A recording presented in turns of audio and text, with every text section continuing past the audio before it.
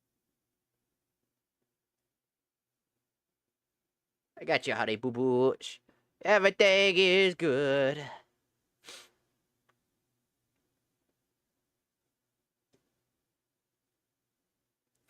If I ever date anyone again, all they're gonna get is a cat. That's kind of what I am. Sometimes I'm very affectionate, and sometimes I'm like, fuck off. I need time to recharge. Fuck off. Why do I do that? Man, I don't fucking know. It's like a weird battery in my brain. A part of me doesn't even know. Hold on, I want to look for it. Hold on. I want to look for it.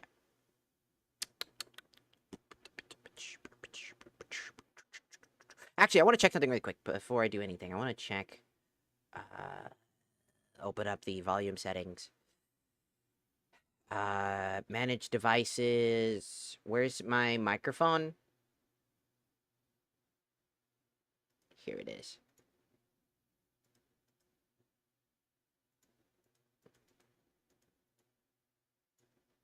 All it does is let me disable. That's not what I want at all.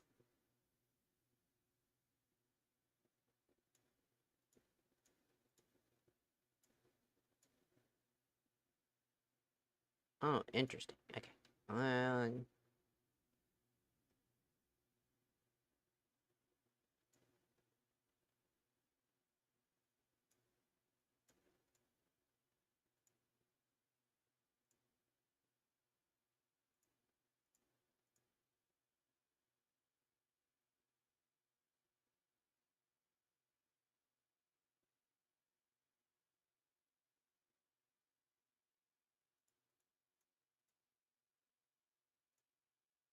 Weird. Okay, I just wanted to check something. Nope. Where the fuck? Boobs, butts, boobs and butts, boobs and fucking butts. I should do another VR chat stream. That'd be fun. I haven't done that in a while. I just saw some of my VR chat stuff. People say the VR chat's one of my best, like, streams. I can't do them for very long because I get nauseous after a while because the headset crushes my fucking skull. Slowly but surely crushes my fucking skull. But people love the VR chat streams because I just do the most unhinged shit, and you get to see my physical movement of me moving my body and how I am. It's too bad you don't get to see everything because I don't have a full body, but here's the bear clip. Found it. Pick it up, another bear. It's a bear. It's a bear. It's a bear.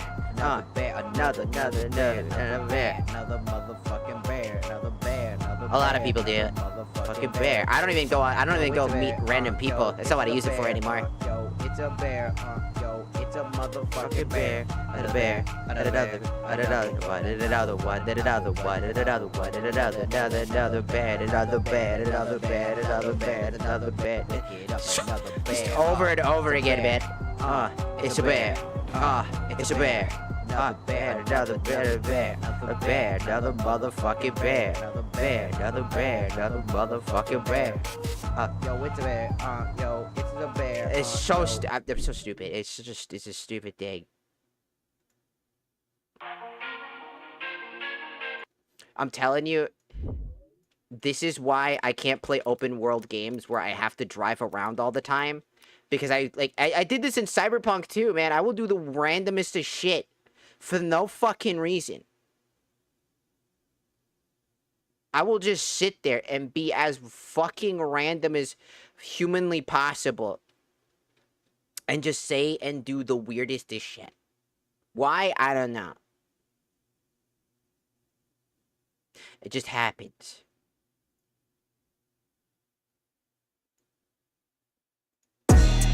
What?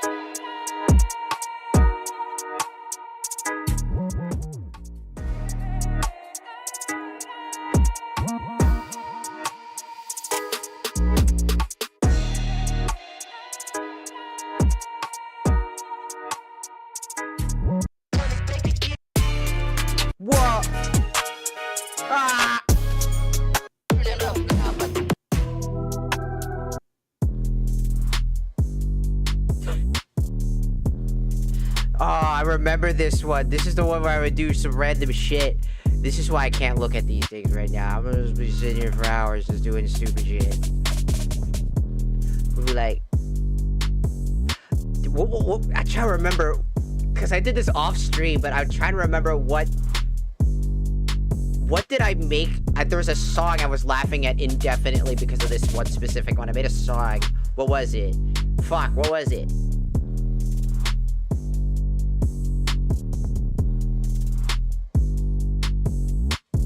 What the fuck was it? Oh my god, it's at the tip of my brain. I can feel it. I can't remember, man. It was so funny though. Oh, it's the B song, because the name is B. So I literally did a song where like, apple motherfucking B, apple B, apple motherfucking B. Did a B, did a B, did a B, did a B, did a B, did a B, did a B. I'm a B, I'm a motherfucking B. I'm gonna B, did a B, did a B, did a B, did a B, did a B, B, B, B, B, B, B, B, B, B, B, B, B, B, B, B, B. I'm a B, I'm a B, I'm a motherfucking B. I'm a B. I can remember that one so fucking well. That one's not even that hard to remember.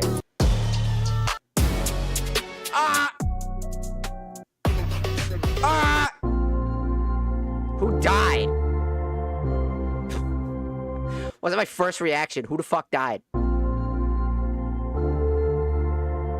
It was just like yesterday that my homeboy Jimmy was still alive. My homeboy Jimmy was still alive. I remember him like he was my best friend. Unfortunately, Jimmy's dad also passed away from mysterious circumstances.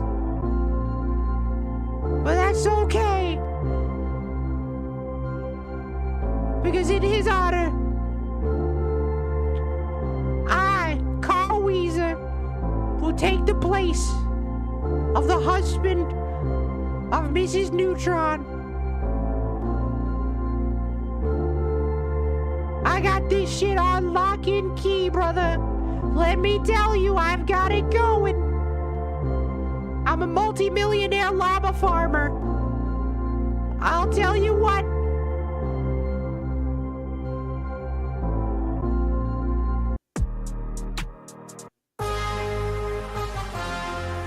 Why the fuck was that so fuck-ass loud?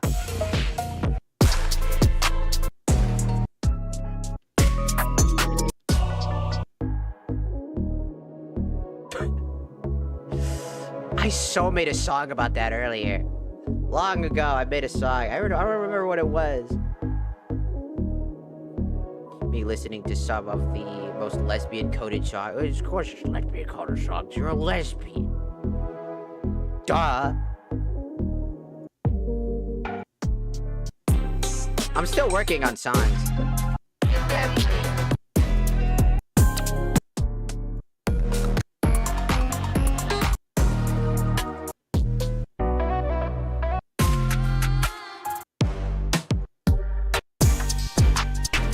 Whoa.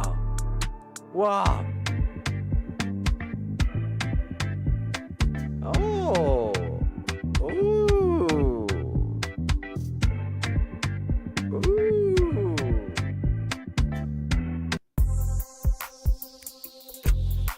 What the fuck is this? What's this fucking 007 ass song? Golden eye ass motherfucker.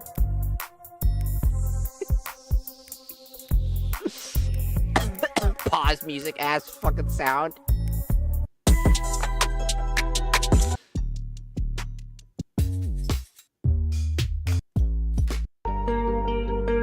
Who died again?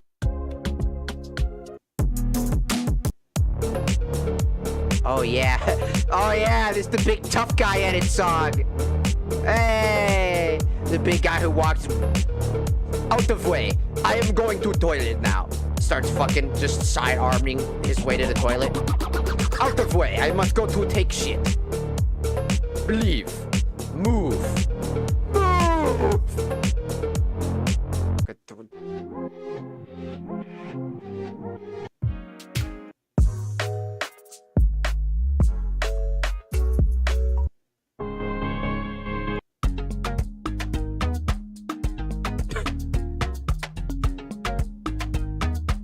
Oh, I am Spanish.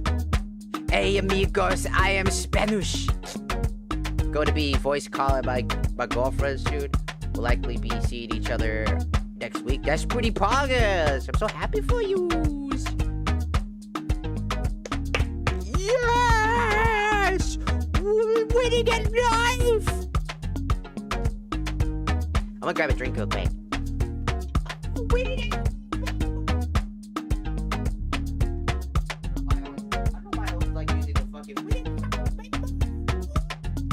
It's like my fucking random vocal sim. I swear to God, it's like this weird thing. I used to say that all the time when I was in like middle school. I'd be like, it's recently come back. I don't know why. It's been a thing. I will randomly just scream that out for no fucking reason. Like, there is no reason for me to scream that out. I just do. I don't know why. It's just a really weird thing to say.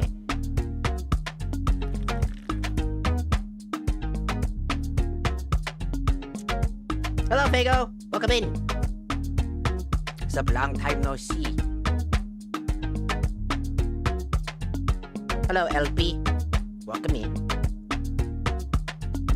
How's it hanging? Sorry, that was appropriate. It was fucked up. That's it hanging. Fucking Doki Doki Literature Club music starts playing. How's it hanging?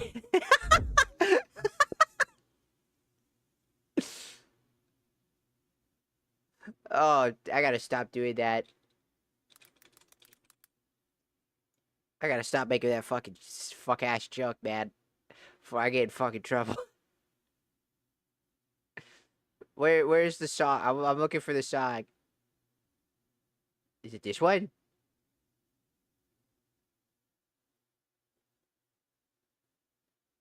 I said, is it this one?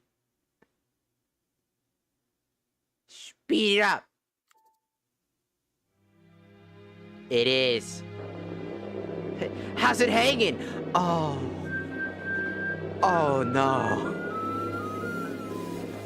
Looks like you're hanging in there.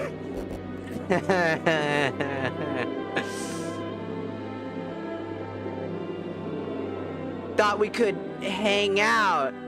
Ha ha ha ha. Ha ha ha.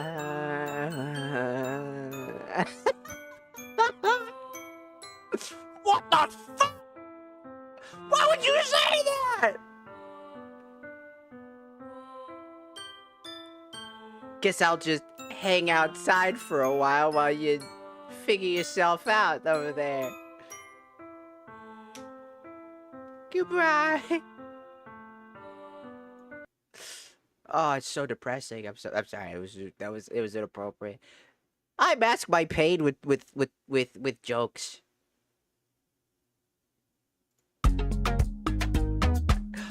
Da da doo doo doo doo da da doo doo. I can tell. The song's called Dragon. I'm all good. I just make jokes.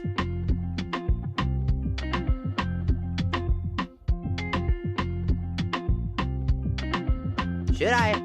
Brain's thinking. Should I do it?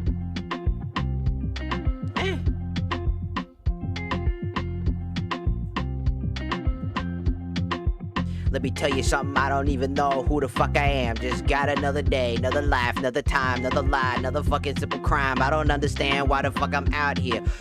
Who the fuck am I don't know. Why the fuck you even care? I don't get it. I don't really understand why you so mad, why you gotta lie. Every single time you wanna go ahead and commit this fucking lie. Every single fucking time I gotta sit back, wonder what the fuck is going on. Holy shit. Take a fucking second. Why the fuck you acting? Why you gotta say the same thing 40 separate fucking times like you think I don't know? Like I can't even hear you. Why the fuck you even acting? Why you gotta say it? Why don't you just fucking admit you's a bitch and you really don't understand shit cause you's a fucking liar? Lie to my nuts, you fucking ass fuck. I don't give a fuck. Suck my nuts, suck my nuts. Gonna go ahead and suck my ass. I don't even fucking care. Gotta say the gayest shit cause I gotta defend. I don't even understand what the fuck I'm even saying cause I'm saying words real fast to the beat of a song, but I really don't know what the fuck I'm saying. It just kinda happens and I say whatever the fuck comes to the top of my head. Tick-tock on the clock, gotta knock it down. Got to knock the motherfucker poser socks off. I don't know why the heck the fuck sing. I don't even know if I can even say words though. Woo! That's how it is. It's literally what I do for vocal stimming all the fucking time, by the way. That's my vocal stim. I just say shit that comes to the top of my head. That's why I don't rap. I'm not a mod, to be clear. I was just guessing it based off what you said. Boom.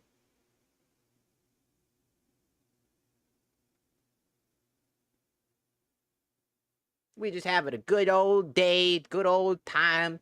We just living our lives and taking shits. We just taking a bunch of shits.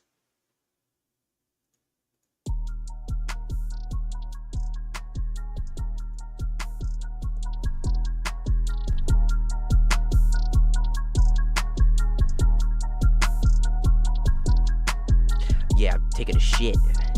Taking a shit. Bitch, I'm taking a shit. Bitch, I'm taking a shit. Bitch, I'm taking a shit. Bitch, I'm taking a shit. Take the shit. Take the shit. Take the fucking shit. Take it a shit. Take it a shit. Take it a shit. Take it a shit. I just random shit came to the top of my head, man. It's the first thing I was thinking about. Again, it's just the shit top of my fucking head, man. Leave me alone. Alright. There you go. You have a good sleep, Fred. You have a good rest of your night. Goodbye. Take that shit, take it a shit, take it a shit, take it a shit, take it a fucking shit before you shit yourself because you ain't got nothing going on. Ate that shit, ate that Taco Bell and now it's going down. It's like a fucking fight. Take it a shit, taking a shit, take it a shit, take it a shit, bruh. Take it a shit. Eat that Taco Bell and now you gotta take a shit. Man, you got no time. Better take that fucking shit. Acting fucking timer like it's Resident Evil. Bitch, you got no time. Better go fast, cause you got to shit yourself. If you don't take a shit, take a shit. Take a shit. Take a shit. Take a fucking shit. Better go fast, cause your time is running out. You got like 5 fucking minutes before you shit yourself. Shit it a shit. Shit it a shit. Don't wanna shit it a shit. Shit it a shit. Shit it a shit. Take a shit. Take a shit. Take a fucking shit. Take it a shit. Take it a shit. Take it a shit. Take it a shit. I don't know. Sorry, it's vocal stim again. Just hanging in there, I see. Alright, sorry. Then you stop. I need to stop before it gets really bad. No.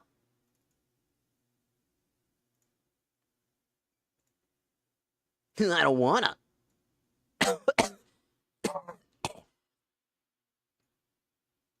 Go! Which one of these sand holes is the right one?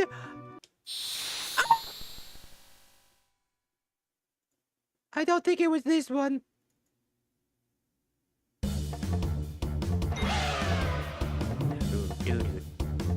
I crashed the game by turning that on. I crashed the game by turning that on.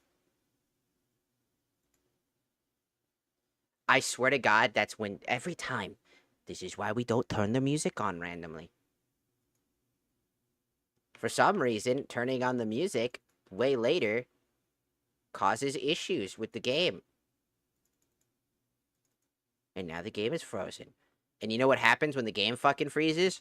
There's a high chance that I won't be able to open it up again without restarting my whole ass fucking computer. Because what most likely that disconnect sound you heard was most likely the graphics driver disconnecting at random.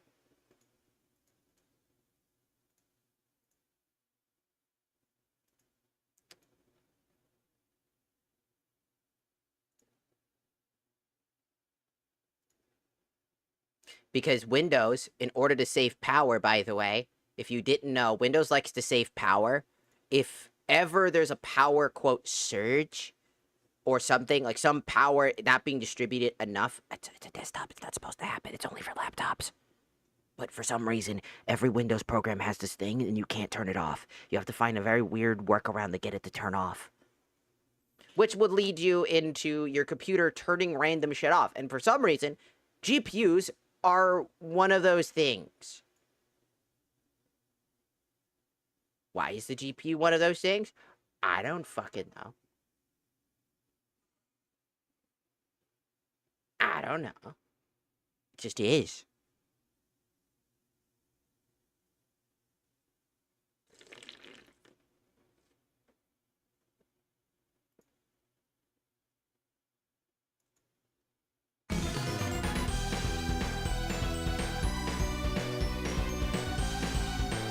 I will play Power World if this doesn't turn on. If this doesn't turn on.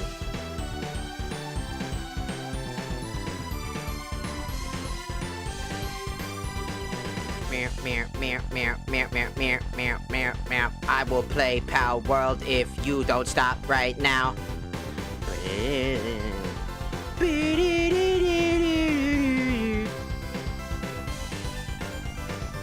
It has. I will play the Power World, you bitch. Better hurry. Yeah, it looks like it's one of those restarts. It wants me to restart the whole fucking thing, because essentially it got damaged. For some reason, opening any Windows-based program can cause this to happen now. I don't know why. Specifically, it's always Windows. Any other program, perfectly fine. But whenever you open anything like a music player, for example, it does this to certain games. Not all games, just certain games. And Final Fantasy IX is one of them, apparently.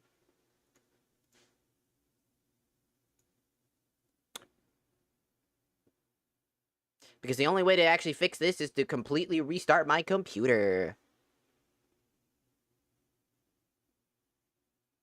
The only mod I have is for Necromus and Palladis, which just gives them a fat ass and big titties. Oh yeah, and my main character has like an outfit on. That's pretty dope. Comes from Street Fighter. I'm not ashamed to admit that I fucking like the fucking characters that are based off of look kind of like Zero Legend Armor Rouge. I'll admit it. I fuck a Zero Legend and Armor Rouge. Fuck you. I'll do it.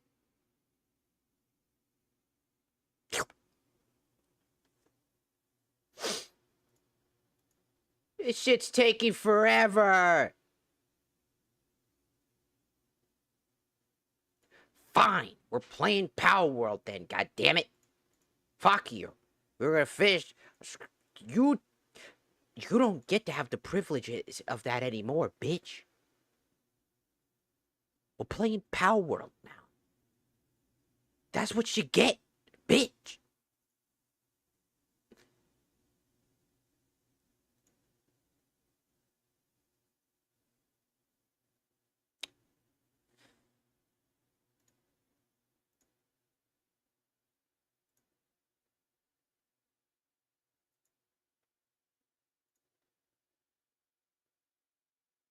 They actually have a workshop mod that basically allows you to get the original like ball mechanic that you could throw the ball, and you know when you summon a creature, it doesn't have to be summoned right next to you. It could be thrown anywhere. Because there was like a whole strategy that people would use to fight against enemies, is that they would throw the ball, then unthrow it whenever they were about to get clearly attacked. But now that got nerfed unintentionally because of Nintendo's lawsuit, which is stupid, by the way, because Nintendo should have never been allowed to have that ball-throwing patent. That makes no fucking sense. Them getting the ball-throwing patent, the capturing a creature by throwing an object, is absolutely stupid. They also had the patent to flying mounts. Do you know how dangerous that is? They don't even own that. They didn't even make that. Dude, World of Warcraft has had that way beforehand. Final Fantasy XIV. Technically, Legend of Zelda Ocarina of Time has a summonable mount. Think about it. You need to use the Epona song for Epona to spawn in on the map and come over to you. It's been around for ages. They're just fucking assholes. They should never be allowed to have... Dude, they've been recently also been made fun of. The Japanese patents actually legitimately made fun of them. Recently, too. Nintendo is a bad company. Game Freak ain't got nothing to do with them. In fact, Game Freak is literally being forced to make these shitty games. You know that... Have you seen the game that they were working on by themselves that had nothing to do with Pokemon? Yeah, it's not them that's the problem. It's Nintendo. Nintendo wants the easy way out. Wants the free cash grab that Pokemon has become. You know, some of the best Pokemon games were on, like, on the fucking GameCube. For 3D Pokemon. You know... Pokemon DX, you know, Dark Lugia. Remember that? Remember, Pokemon Coliseum? I'm pretty sure that's my roommate, one of my roommate's, favorite games is, for that. Besides Pokemon Coliseum, specifically. Which is where I think his love for Umbreon comes from.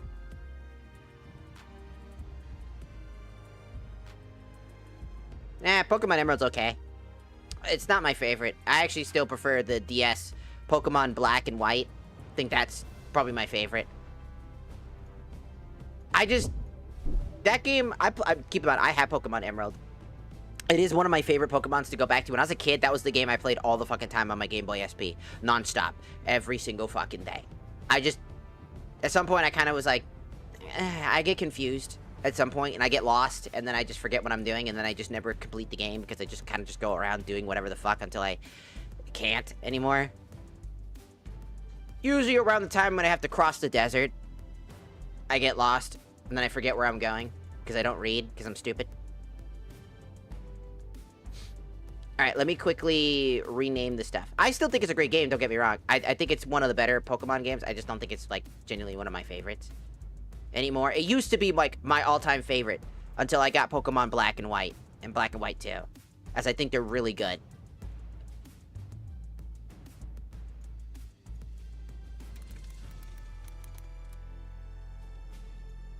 I just was never fully into it. Because Mudkip is still one of my favorite Pokemon. It's Mudkip, Totodile from Gen 2, and Gen 1 was Squirtle. I was a very water Pokemon-centric individual. That wasn't apparent.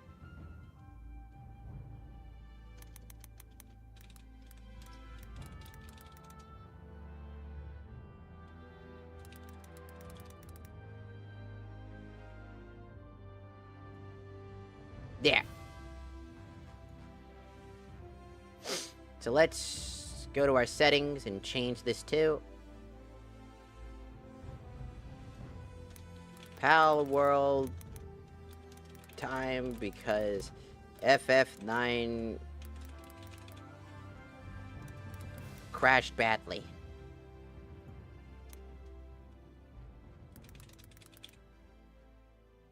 PAL World. I don't have a PAL World thumbnail. I don't think.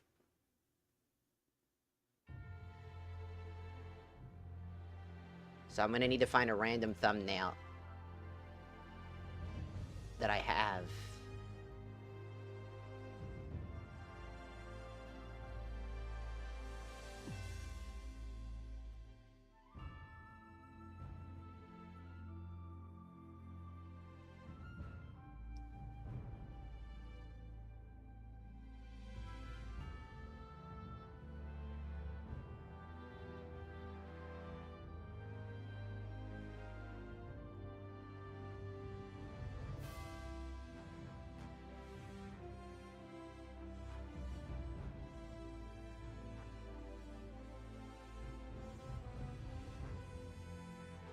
Just this random thumbnail will work. There we go. I think Pokemon Emerald deserves like a proper remaster. I think. I don't like the. Is it just me or is like the new way they tried that, right? With the fucking. They tried that before. And I just don't think it worked out very well. I think it looks really shitty. I think it was like really shitty. Same with Pokemon Diamond and Pearl. They did that one too. I think it was Brilliant Diamond and Shining Pearl. Those two were ass. Those two bastards were ass. Like, the original Emerald, Ruby, and Sapphire were really good. I still think they're very good. But in my opinion, I still really fuck with Pokemon, like, you know, Pokemon Black and Pokemon White.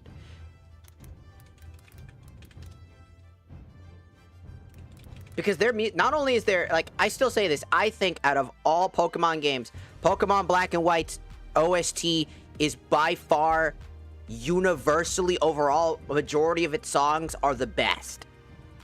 There are stinkers in it, but majority of the songs are good, right? And one of the people are like, yeah, what about Scarlet and Violet? What about that one song? You mean the song that you fight the after like completing a majority of the game, you get to fight the multiple fucking Eevee evolutions because that's all she has for some reason.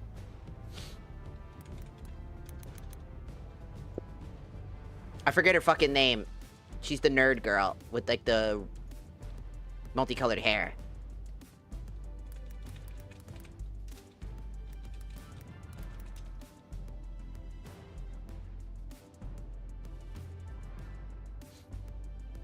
Yeah. It's Penny's battle theme. By the way, Penny's battle theme did not need to go that fucking hard. I'm pretty sure, wasn't Toby Fox the one that made that fucking song too? Didn't Toby Fox make that one specifically?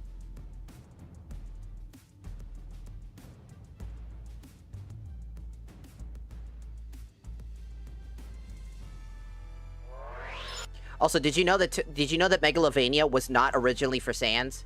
Did you know that Megalovania is a universal song for specific characters? There was also in Homestuck. Did you know that? Did you know that it was in Homestuck as well? That Megalovania was in Homestuck during a very pinnacle moment? And it was originally in a ROM hack for the Mother franchise.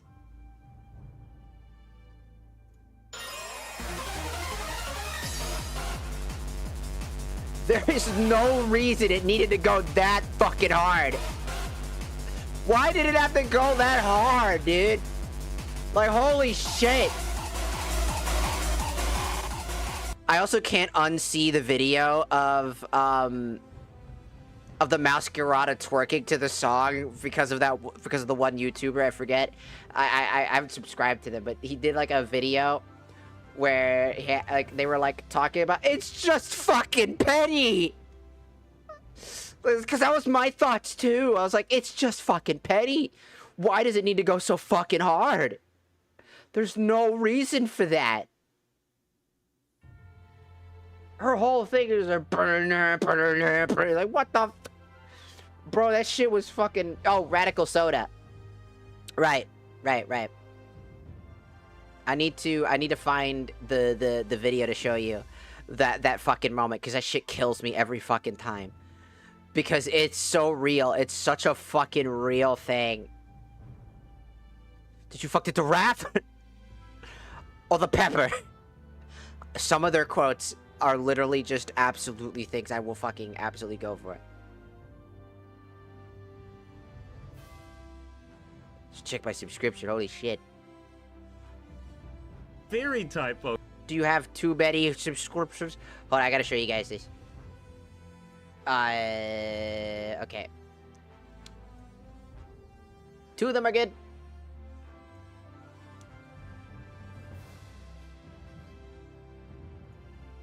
There's so many of them. Alright, let me make sure I don't get anything too crazy on the screen. Okay, we don't. Just didn't want to show anything too crazy. What do you mean by that? Exactly what I said.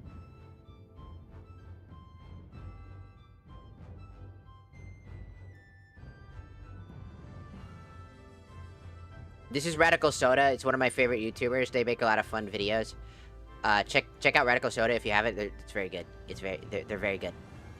Pokemon was, and I'm trying to figure out where's the penny part.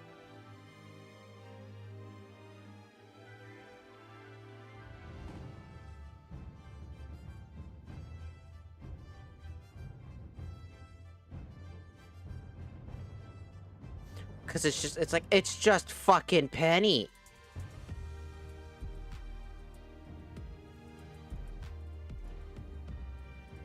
where's the Hall of Fame? Where's the Hall of Fame? Doesn't exist.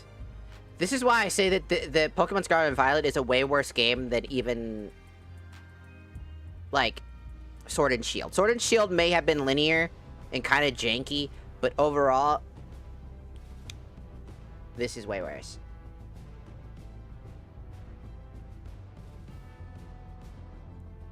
Where is it?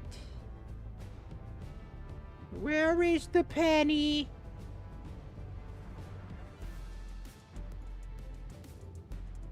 I want to find the penny part. There's a part with Penny specifically that kills me every fucking time. I don't know if it's this one specific video or if it's the next, or if it's one previous. But there's a part where you have to fight Penny.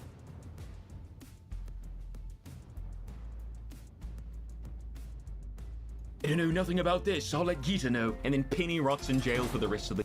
Oh, it's not. It's the very beginning. Which is so. But he talks and it's the characters and the text that comes out of their mouths. Decent stuff, especially for a Pokemon. Obviously, because of the crits, don't record what happens here as a sort of final. No! Bow down before the overwhelming might of Team Star's founder!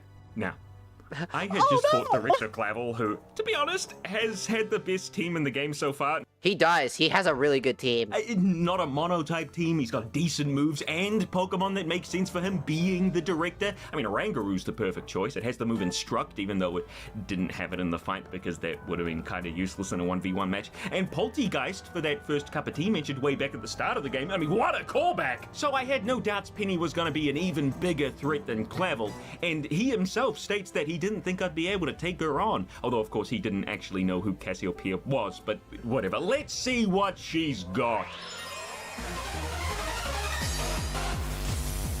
Wait for it. This is really good.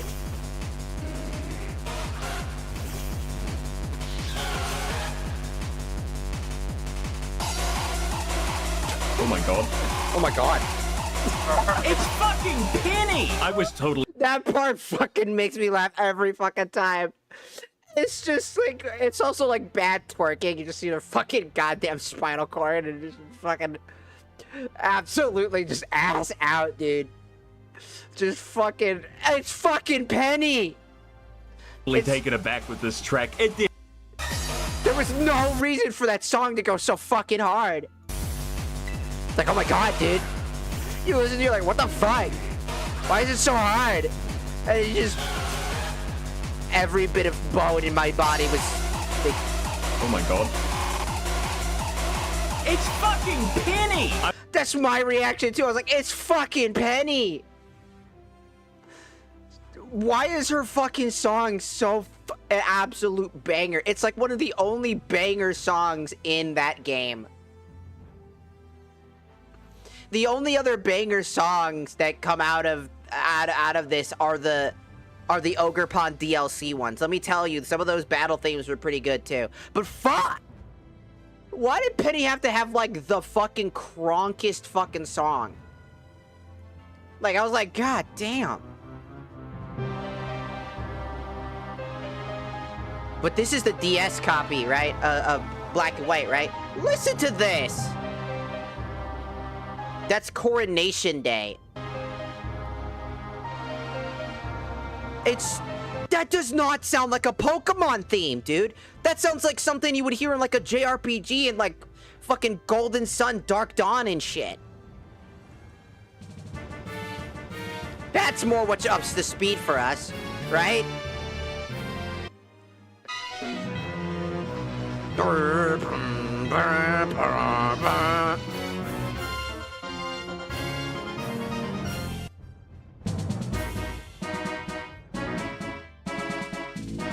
And then here's their theme. This is the theme we're so accustomed to.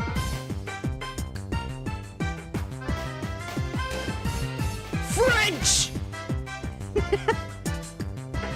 It's the French!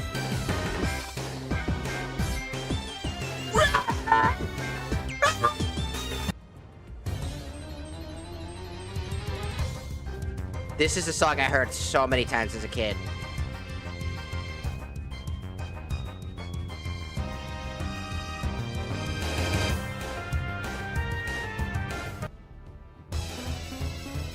Trainer battles.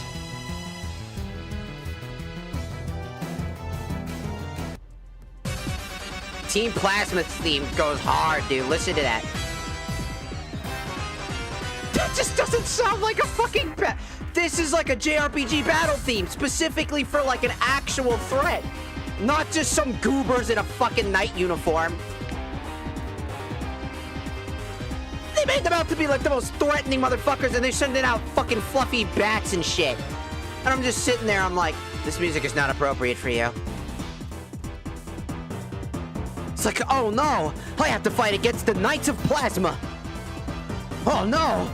And instead it's just like, go back. What? It's like a random bat. Oh. That shit goes so hard, man. For what reason?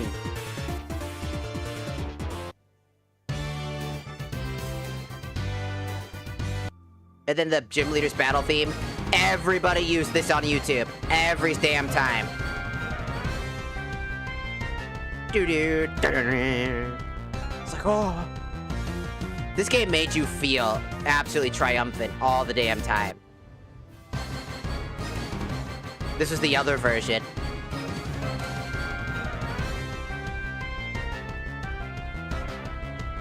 At least we forget about this one. End's theme, one of the greatest fucking Pokemon villains of all fucking time. Verbatim, full stop. One of the best in the franchise. That man was ominous as fuck. And his dad was even worse. Need I remind you, this is the first time a rival of yours, not just a rival, but the main villain, pops a fucking legendary in your face. You're like, oh, I just got a legendary. What are you gonna do? He pops the other one. You're like, oh, shit, fuck, wait a minute. You're like, wait, that's not supposed to happen. That's fucking bullshit. He was a threat. Remember this theme? Remember this one? This gave everybody fucking anxiety, huh? Remember this when your Pokemon was low? You're like, ah! Ah! Ah! Ah! My controller! No! Guys, I dropped my controller! Ah! My ass! Ah! Need I also remind you of the greatest song that became a meme?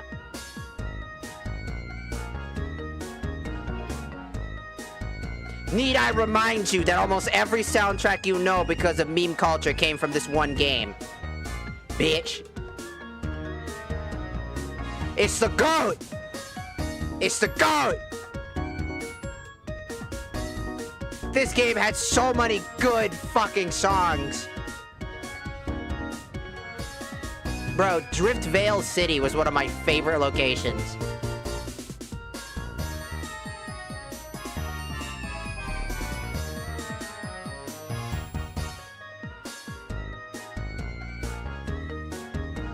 Oh yeah, and the song I use a lot. This song. Also referred to as the Four Heavenly Kings. Mind you, they're not called the Elite Four in this game. They're called the Four Heavenly Kings.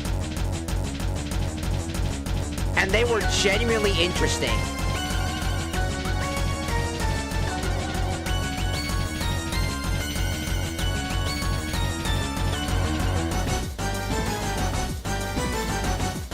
This was just peer pressure of the song. Probably the most time I ever felt threatened in a Pokemon game was during the Elite Four.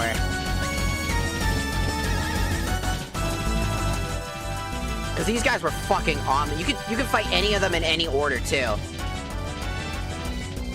So you could choose to start with the hardest and then go to the weakest, or start with the weakest and go to the hardest, based off of your team. One of the only times that they let you do that, by the way. I'm telling you. There is this, and then there's you know, End's father's theme, by the way. Remember this one?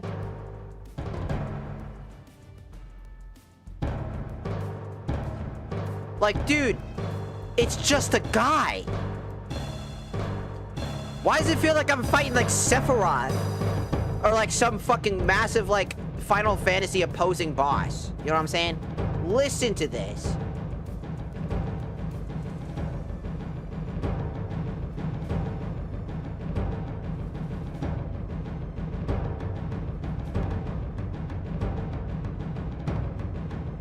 The drums, the ominousness, him showing up.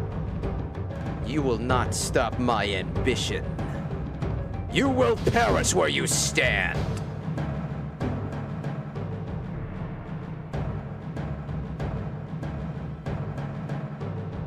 Unless you were like really over leveled like I was, because I was an asshole and took a piss out of this fight. But his song is so interesting. It's a lot of the song battle themes are so untraditional. They made you feel like there was a gravitas to the events that were happening.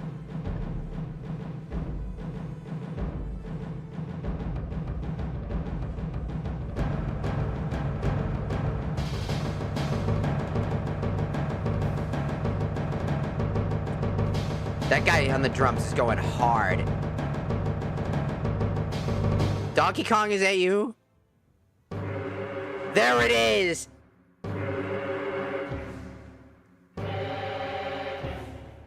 Bitch! It's just a guy! It's just a... It's just a guy! He's a guy with an eye patch on and some Pokemon! Why did it make you feel like you were fighting a primordial god? Like, this sounds like something from the fucking bowels of fucking Pokemon hell. He came out and like... Like, what the fuck is that? And then it's just a guy. What the fuck? Y'all forget that... I swear to God, people forget just how good this music was. End's decisive battle theme, too. Unlike End's normal theme, this is the final battle theme for him, which is reminiscent to his original. He was always so ominous. Very mysterious.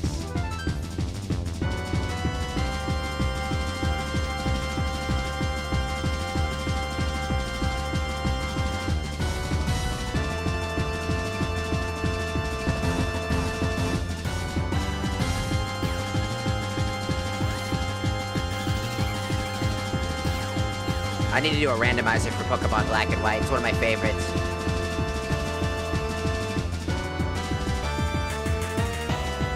Listen to that! Bitch! This is a Pokemon game, goddammit! Why the fuck it feels like I'm playing a completely different game? This game made it all times. Every major fight was insane. What do you got to this part? Woo!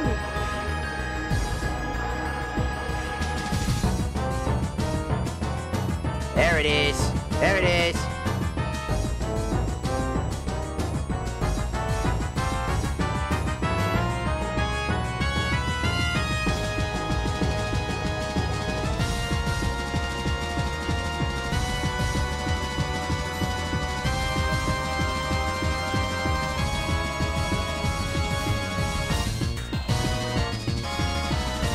I'm telling you, these songs were like fucking way ahead of their time.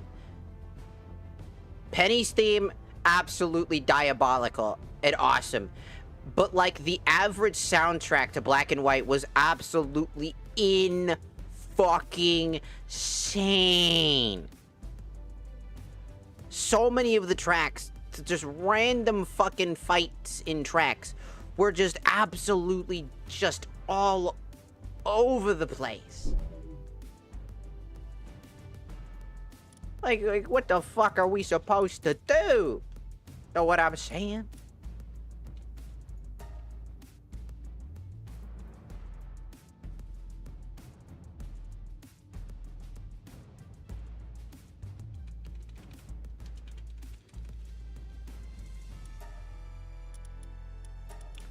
Alright, I'm gonna make my life a little bit easier. I'm gonna turn this up to like 2.5.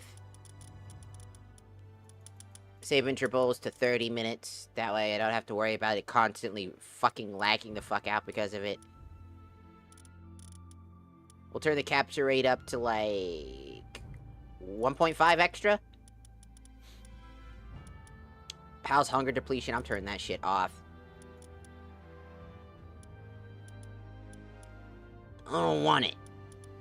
We're trying to have fun. Not. I'm gonna turn that to 3. I'm gonna turn the damage to structures to nothing. Damage destruction. The grazing item production rate, we'll turn that all the way up. That takes forever. Gatherables. Its health. Respawn interval, keep that there. Items drop multiplier. Items weight down to nothing. Item decay, so food never spoils. Equipment derp multiplier lost to 0 so that we don't have to worry about that either. Because fuck that. Stop. Completely random. Randomize mode will make Wild Pal's levels completely random. Keep that off. Fast travel. Because you could have accidentally have, like, mons that are, like, level 60. So, keeping them at level rank will keep them good. Yes, yes, yes, yes, yes. Yes.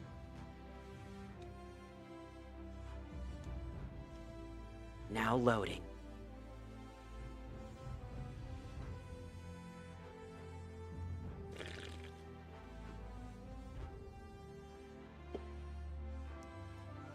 Or not.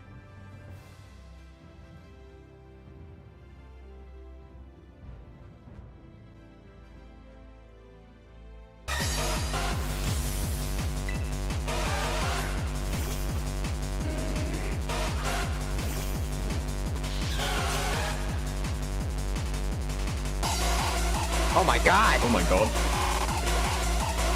It's fucking Penny! I would. I'm gonna make that a fucking soundbite. I'm gonna make that a sound clip. It's just fuck, and then it's gonna be like an actual clip so that it'll show up on screen. I want to do that. It's fucking Penny.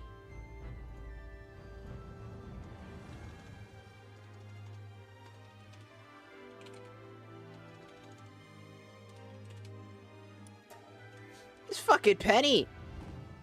Look, it's such a good outfit. Demon eyes, because I'm a demon.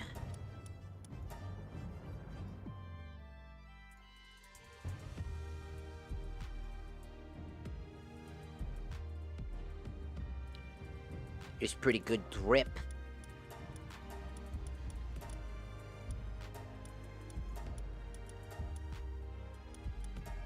Keep the voice on too. Yeah. All right. Here we go! It replaces every outfit in the game, by the way, just with different colorations. There's a... Hi! I'm a chicken, I'm a cat, and I'm a sheep. Fuck off. The Great Eagle Statue.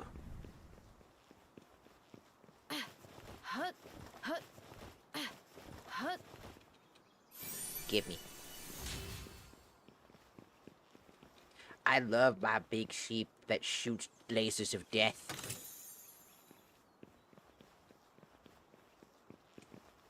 Oh yeah, one thing we're gonna want to do is probably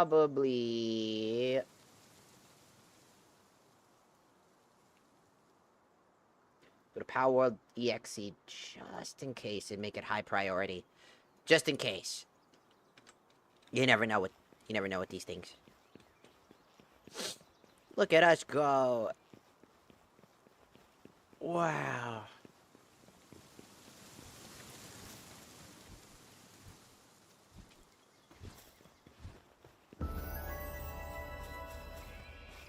Look at all the random mines. Is that a fucking...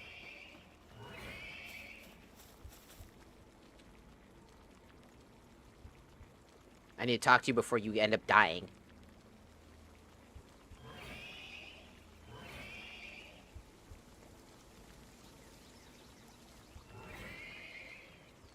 Wow. Oh, it's the first islander. Stop. Shut up! Shut up!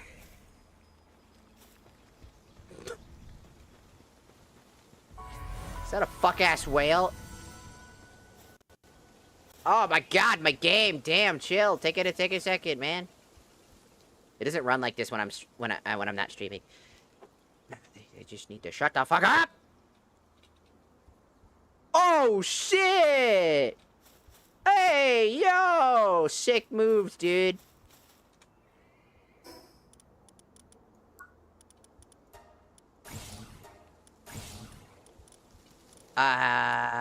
Repair bench, structure, campfire, wooden thing, good to go. No, OBS and the like do be resource hogs. No! True. Welcome in. Sorry, I like doing that. Look at these cats. Look at them cats. Look at these cats.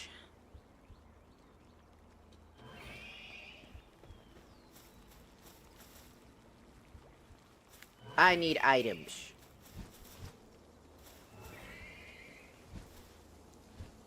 Did you just see that?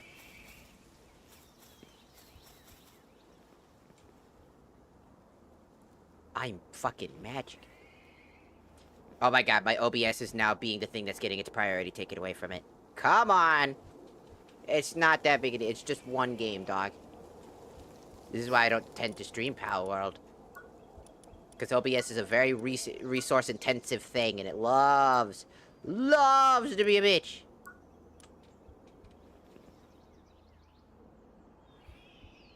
Oh, that's an angry guy. Can these horses shut the fuck up?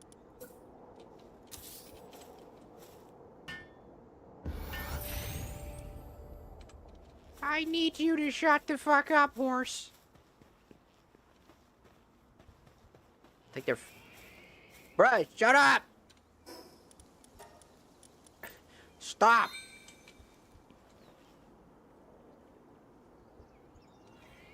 Oh my god. If I had a weapon, I'd kill you right now. Ooh. These horses are annoying. As long as I don't get in that guy's way, I think we'll be okay. Cause that guy looked like he'll beat our ass.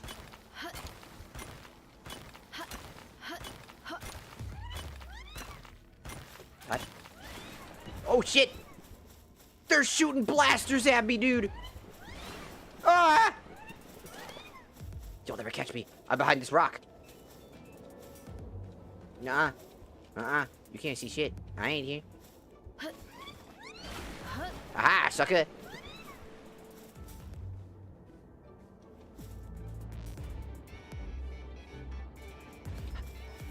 Nuh-uh.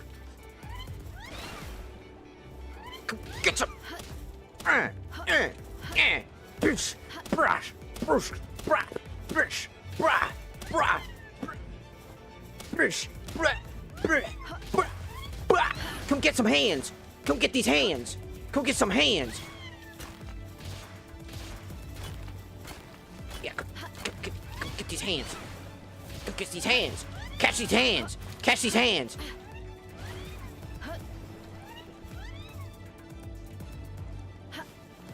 Ha! Catch these hands, nerd.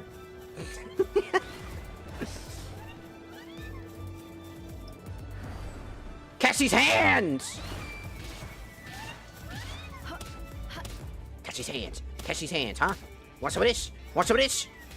Hus, hus, hus!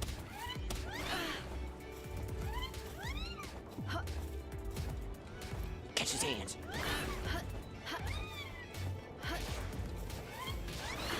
Ow. That scorpion's gonna be a problem. Oosh! Oosh! Oosh! Ah, sucker.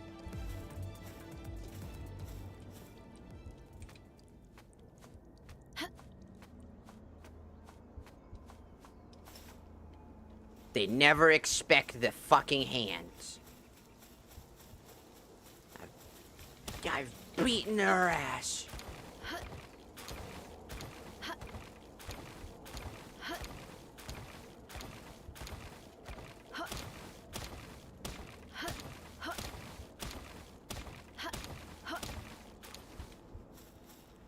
Nope. Don't try. Nope. The fucking goddamn Spider-Man instincts came in. Just, there's something behind me. I was right. Rock, rock, rock, rock, rock, rock.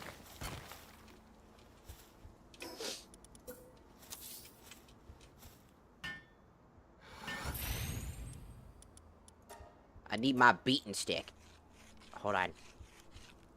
Beaten stick acquired. Now I just need some more stone. I'm gonna use my fists real quick.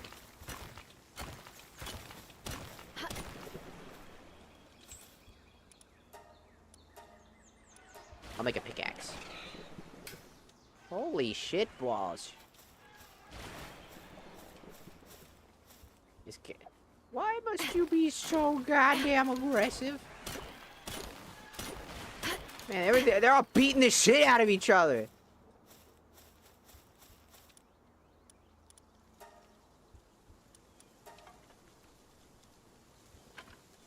This guy is just fucking throwing hands, man. You see that shit? He's just like, nah, fuck this.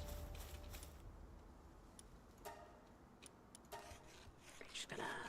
Alright, gotcha. Wonder if I can catch him. I sure hope I can. Gonna make an old bow, some of that, some cloth, arrows, shield, bed, pal box. That way I can have some extra pals that I want, that I probably won't be able to find for a while.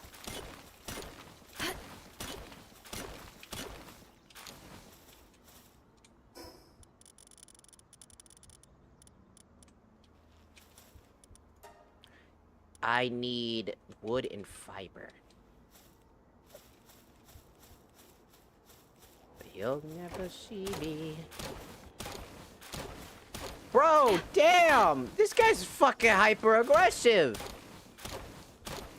Bro, it wasn't even all that serious, man. Why the fuck you acting like that? I'm gonna fucking catch him.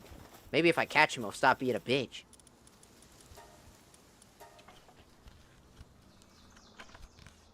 Bro is like absolutely decimating everything around him. He's just like, take some of this. And you take some of that.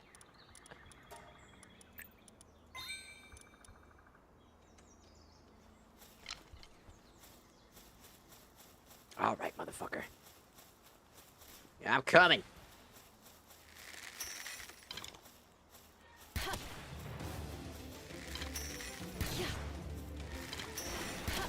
Ah, sucker.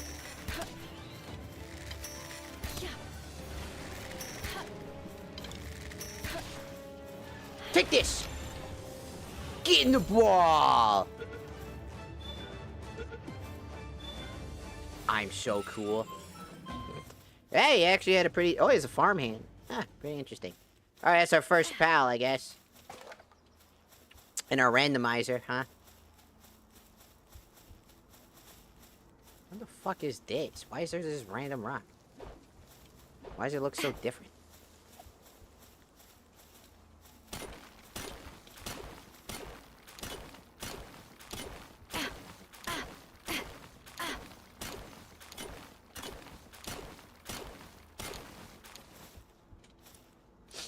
Alright, I want more of these, please. And now we need a PAL box. All honesty, I kind of think setting up right here would be a good start. We just need a little bit more PAL fragments. Because there's a lot here. A lot of resources here. Somewhat safe, and there's that.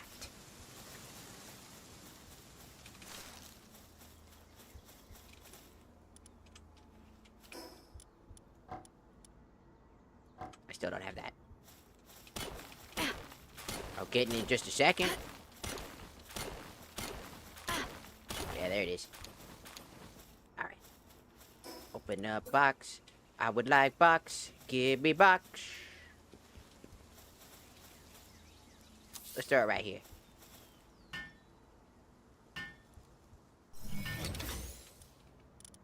There we go. So...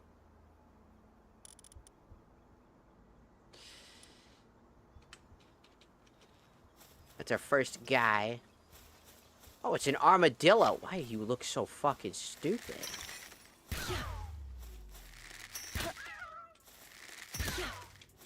Get in the ball.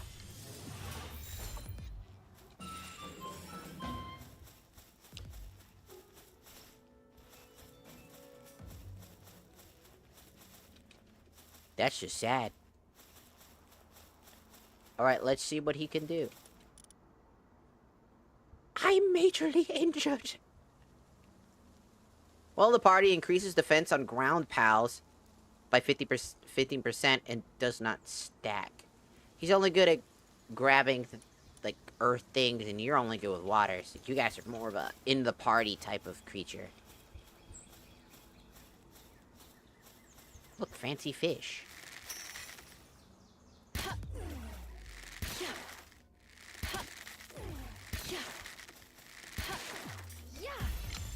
Get in the ball. Get in the sphere. Get in the rock. I got a fish. I got a fish. I got another fucking fish. Look at it. Look at this fish. Look at that fish. Ain't he cool? She. Alright. That's 3 different pals already caught. 2 of them are aquatic type. Stronghold Strategist. Can be written to trap a water while in the party. It makes it easier to fish up talented pals. Oh! That's actually a good thing to have. I'll keep you stored. It's a pretty good one if I start fishing. I can't start fishing till later, but it's a pretty useful ability.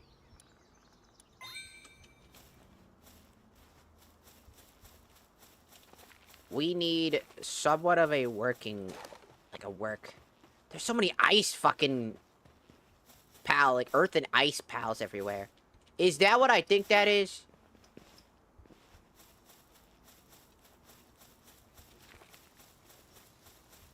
How strong is it? How strong are you? You're only level 1. Oh, I'm out of ammo. That's a ball of glow! Take this. Take this. Oh, you got fucking... that wasn't even me. That you did this! Go get him! Fuck him up! Die!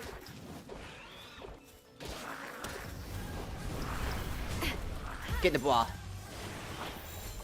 Get in the ball. You ruined it. Get in the ball. Kill him! Get him! Yeah, get fucked, idiot! Hey, Thunderdog. I can't believe he fucked you. You will be enslaved for all of your life for what you have done. For your crimes, you'll be stored in the box for all eternity until I can figure out how to torture you some more. You will be put in the box until I can create a facility in which I can torture you. You fucked up. You shouldn't have done that. And now, you'll be stuck in that box for being a bad fucking evil bitch.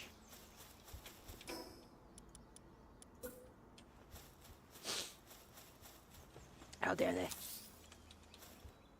How dare they do that to me? High quality recovery meds, huh? Where the hell did I get this crude oil from?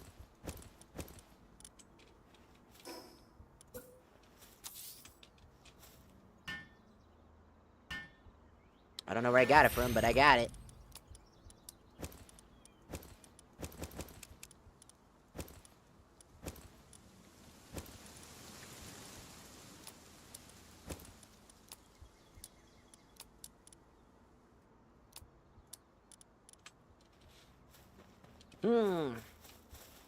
We still need to get some pals, but the pal that I wanted is dead.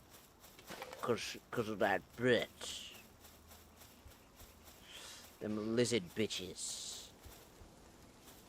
There's a tall moth lady there, but I don't think I really care for that. Oh, the little guys. Evil scorpion of death and despair.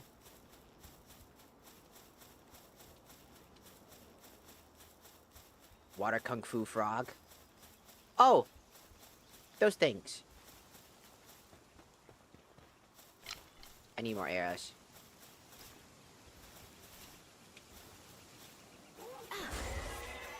Could you hit this thing?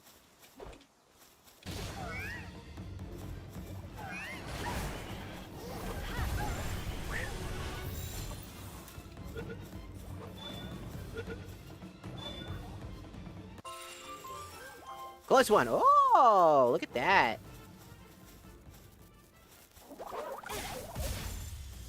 Oh, I threw it at the wrong pal, but they kind of took each other out. Threw it at the wrong pal, but what can I say? I still caught one. Oh, that was just a free win for me.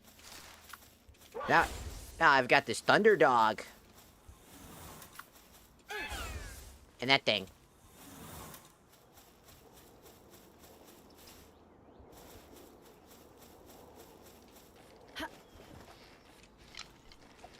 Yes.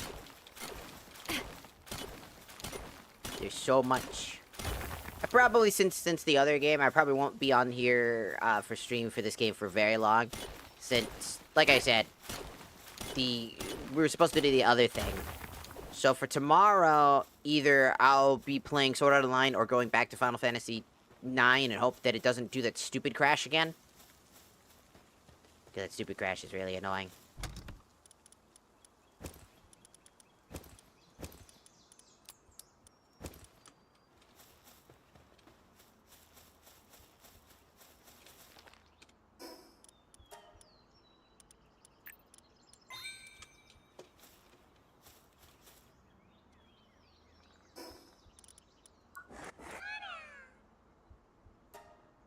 It has planting, handwork, gathering, and medicine production.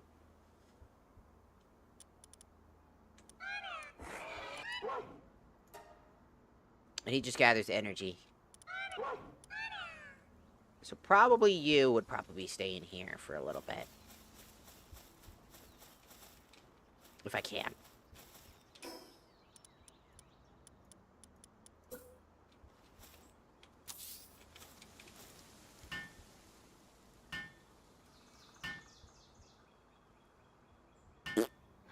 Perfect.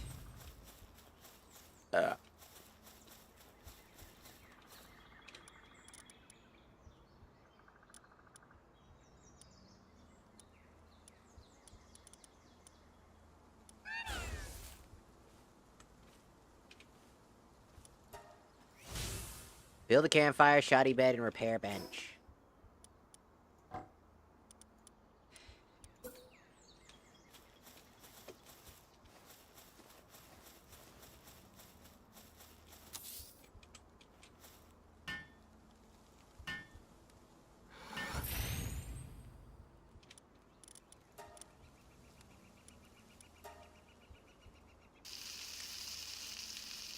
Like how I'm just making eggs and bacon no matter what I do.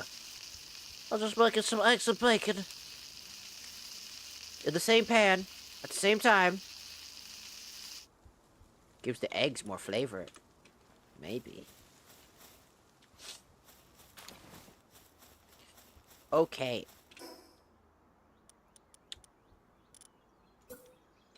I'll need a wood foundation about right here.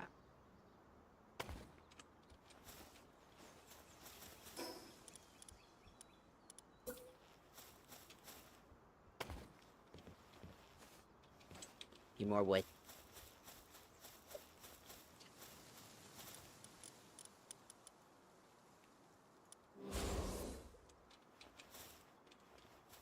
Got a little fish.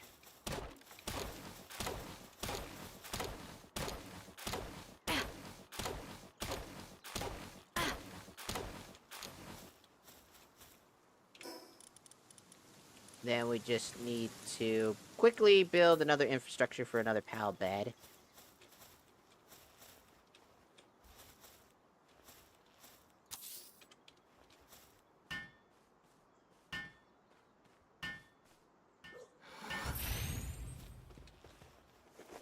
Hey! Where are you running?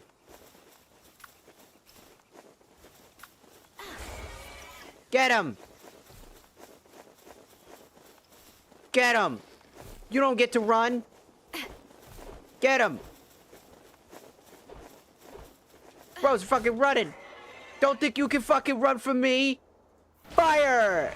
I missed. Hold on. Fire! Oh shit, I killed him. Fire! Fire! Fire! Fire! Get in the fucking ball. Get in the ball. Alright, cool. Don't think you can fucking run from me, you bitch.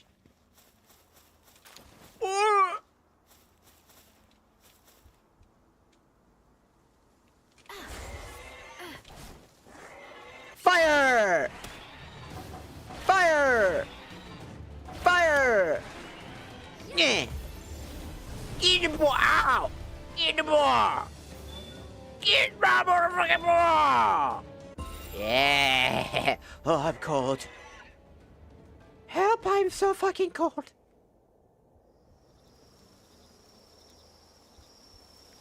Help, I'm so fucking cold! King Julian, I'm very cold! Thank you kindly.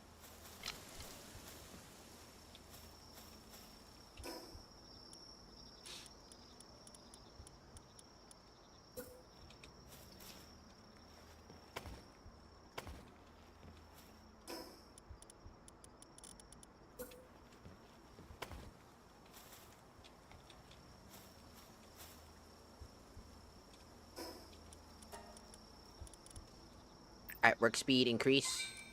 Let's go to our technology real quick. We want to do a berry plantation, a feed box, parachute, ranch, pal workbench,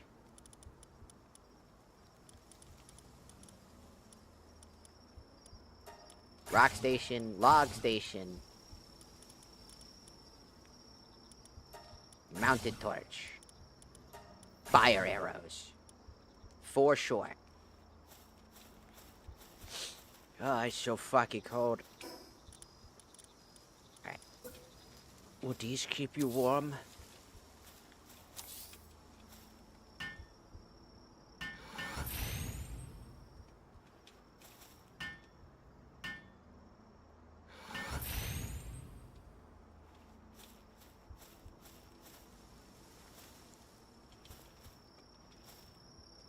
We really need clothes.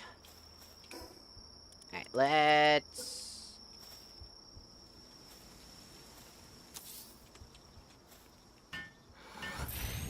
Cool.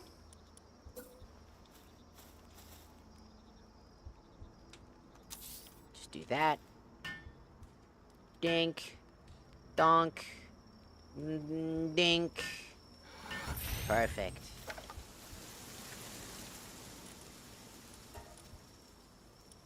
I'll take 60 fire arrows, please. Because I need the fire arrows. They're just better damage overall. And then if I get poison arrows, I can use poison arrows. As most things, unless they have... I don't think anything's really not weak to poison, as in, like, they'll still take poison damage. Because there's no poison-based enemy. It's just darkness that can use poison-based abilities, but... Or plants and whatnot. So there's no type advantage to poison. So you can just use the poison arrows to compensate as they'll do extra damage. Just like fire arrows just do extra damage alongside the standard damage. And there's a chance to inflict a burn. So it's always good to have.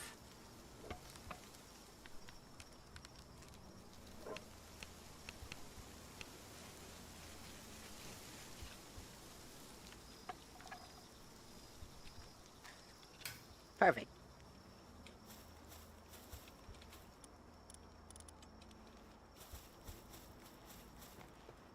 Sure is cold around here.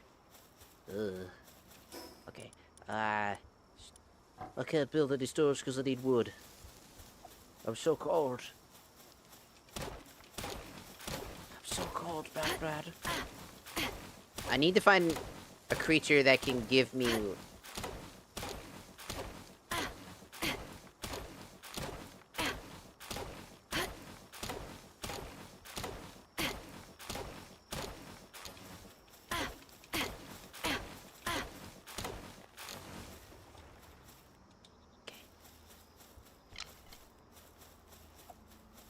Need to find a creature that can give me wool.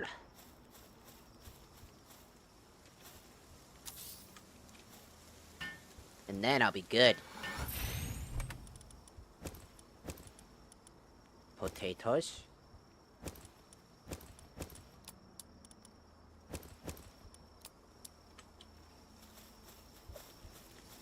Because if I can't get wool right now...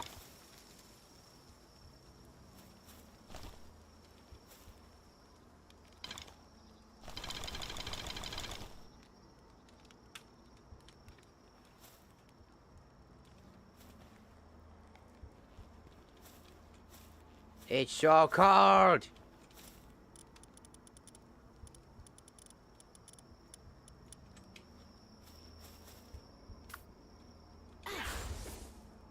Look at him. Ow. Ow. Ow. Ow. Why is there wood coming out of my cranium?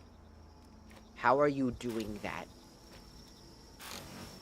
Am I a tree? I think I'm a tree. How does one do that? How does one do that? Man, it's got fucking tech that I haven't even understood yet.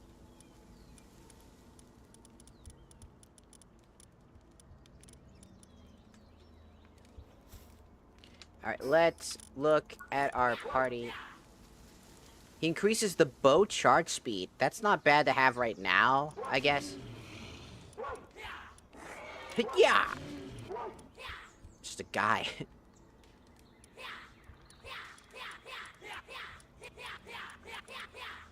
Yeah. Ooh, he's pretty good at a lot of things.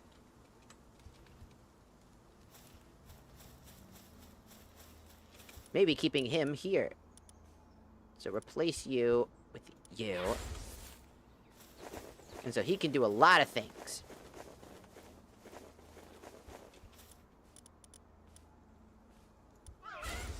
And then you can go do some rock stuff. In the meantime. Well, I go get a bunch of other stuff done.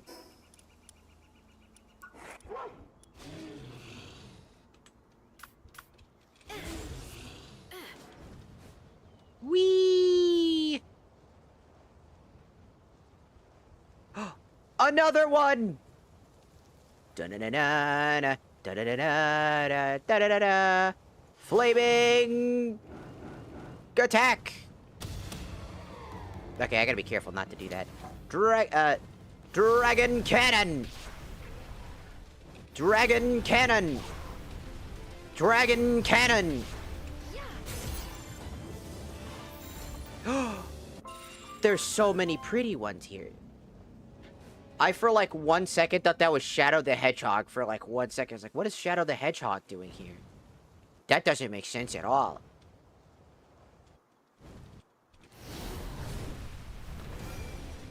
Spirit fire!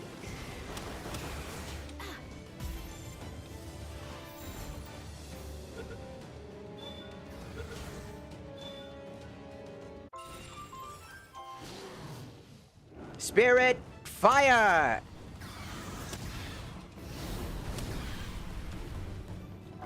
Oh, you must die!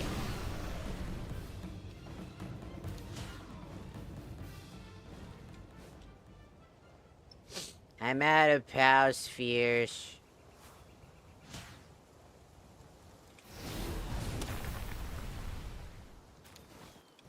He has a fun ability. A bluff! A bloof! A bleef! A bloof! A bluff! If you ride him and you use him as a way to get, you can get extra ore. I think that's his ability does that. While he's riding, he'll deal extra damage to ores, like a huge chunk of damage to ores and stuff like that. You can also obtain 150% more ore when mounted.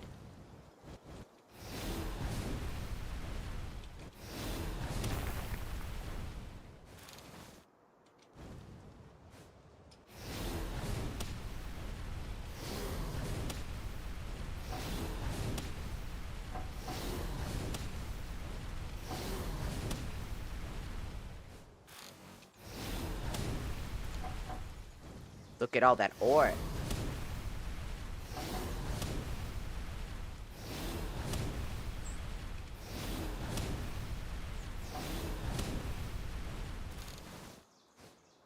I would build him a hot spring if I could. Oh, look at you.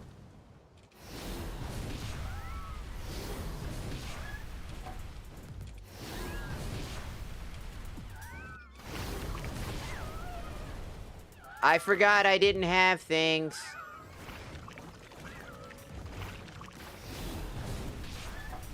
You must die! Blah, blah, blah, blah, blah, blah, blah, blah. Alright, he's dead. Good job. Good job, guys.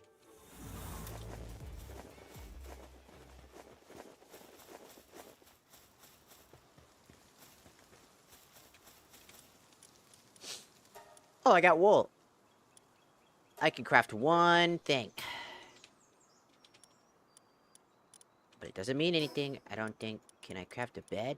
I can craft the shoddy bed with it, though.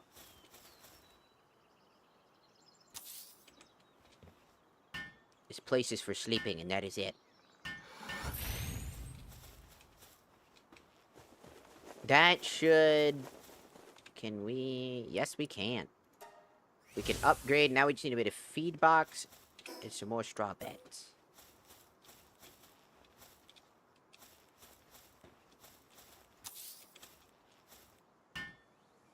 Bonk. Dinky donk. Thank you, sir. And then we just need a feed box. Okay.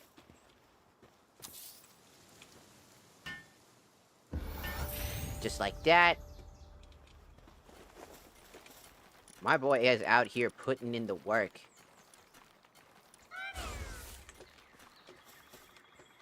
Alright.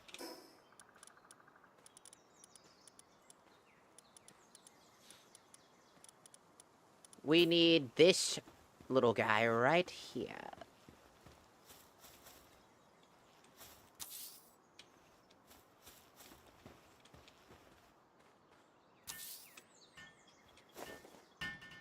Look at them go. Good job. Alright. Then we'll replace... There. And now you can go help with that. And then with your handiwork, you guys can then specifically go do that. and to keep him busy specifically, I can also make this. I'm gonna make this. So I can grab the pal that I want.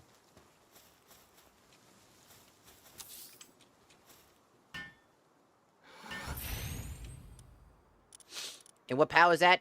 It's my favorite pal. Secret Ledge.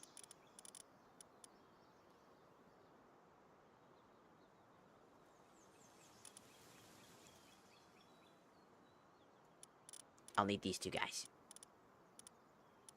Yes, I have 2 dread jackets in there. What about it?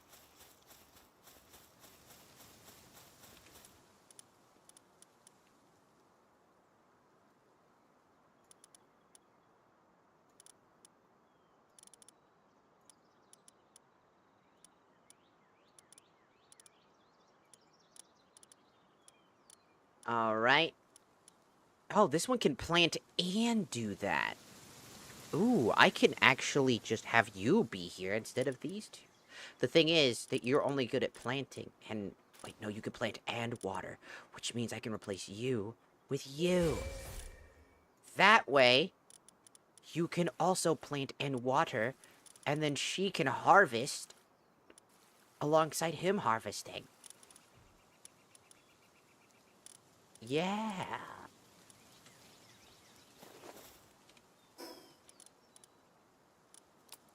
I only have high quality cloth, god dang it.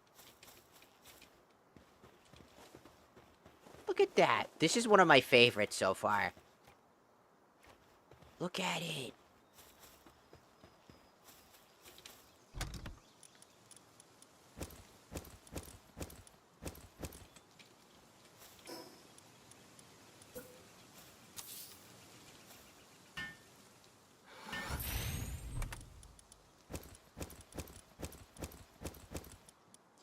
We got caramel cotton candy. Interesting. Doesn't offer that much nutrition in comparison.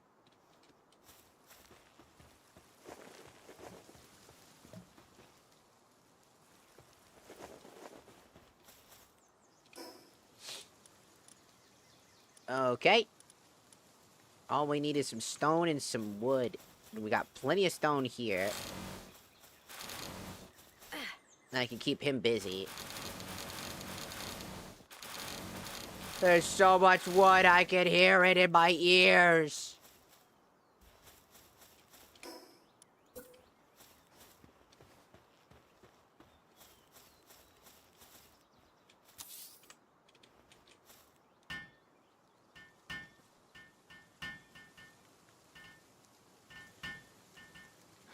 Good job.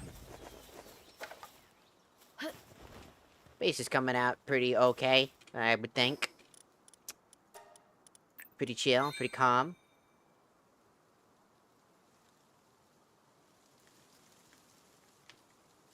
That's kind of the point of Power World.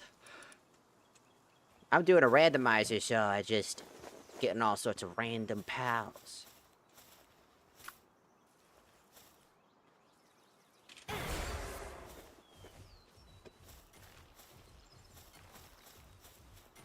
There are no mods, I swear.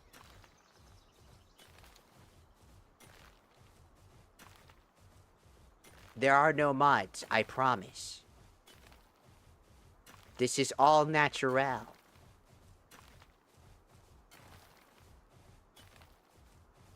Don't you judge me.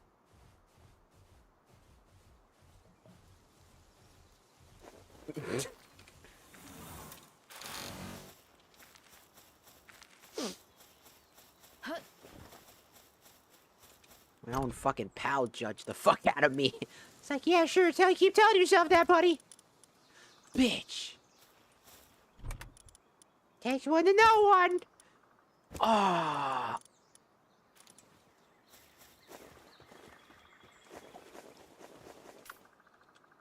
Also, they changed an ability I like about these two.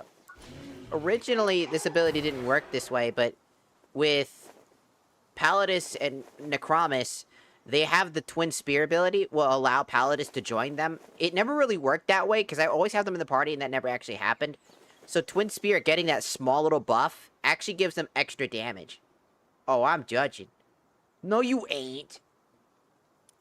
Show us your hard drive. Come on. Come on, show me your hard drive. Show me your hard drive, huh? Are you kidding me? You just didn't see that shit. Look at that. The fuck you talking about? It's there, you just can't see it. Look. You wrong. They're right there.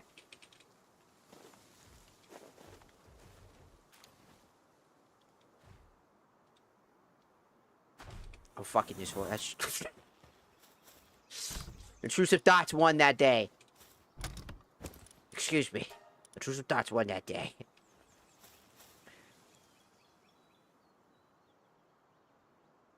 Liberty Mutual. Oh!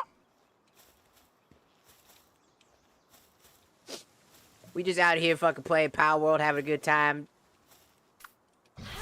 They got big goddamn motherfucking...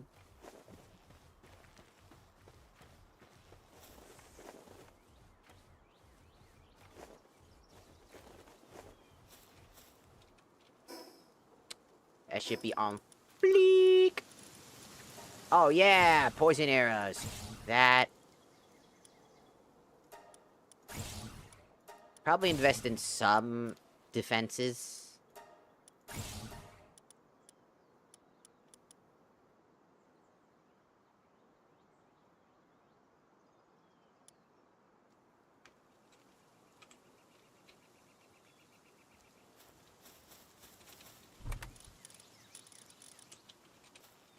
I should probably put some music on or something like that. It's just quite, silent.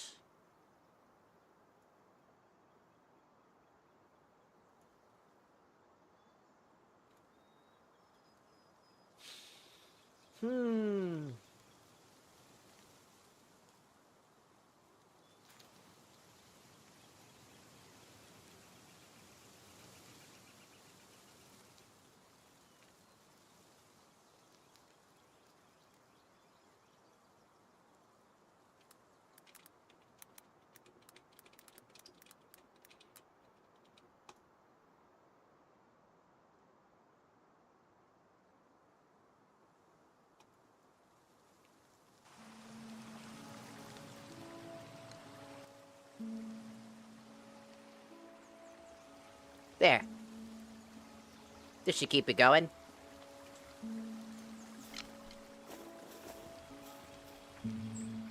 Look at everybody go. All normal. Nothing out of the ordinary, honestly. Just your normal, everyday Power World. Except whatever the fuck you're doing out there. What are you doing? All normal. Nothing strange here.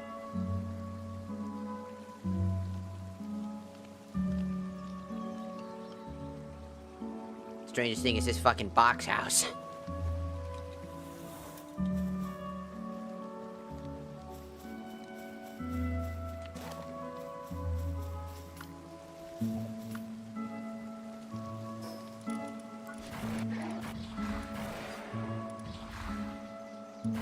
I like how this one's shorter.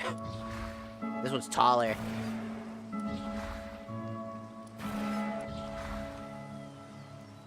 The spear thrust, your cards will stay by your side and attack the enemy in tandem.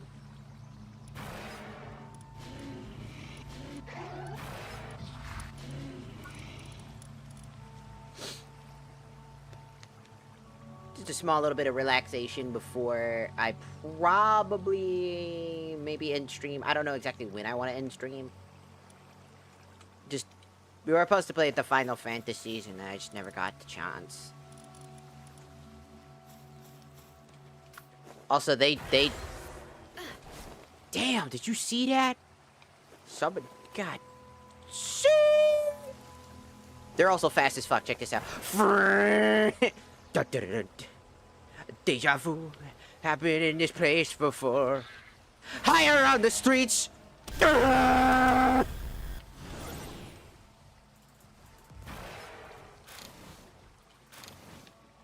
I've been in this place before. Higher on the street. Oh, fuck.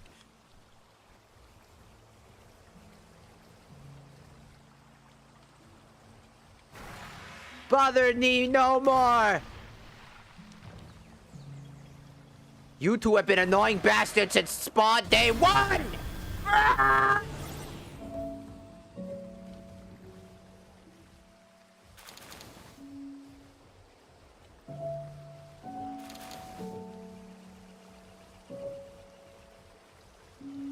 Everything is so calm. So tranquil. Ah!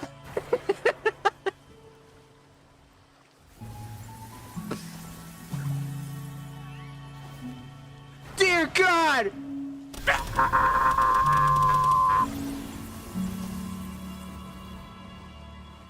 It's so calm. So quiet. It's so tranquil out here right now. You could fart and probably someone would probably not notice, maybe. I don't know. I don't know why I brought that up.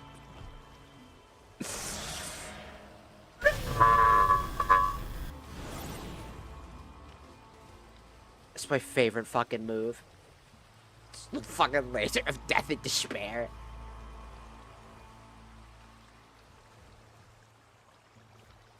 I don't have any pal spheres. I forgot to make them.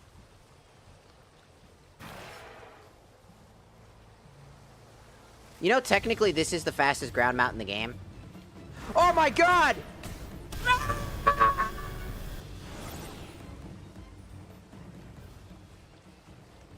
Okay, then. He just crumpled into himself. Hey!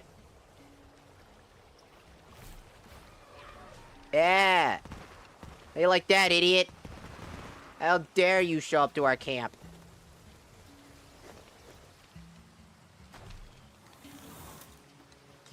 I believe Necromus is the fastest ground mount in the game.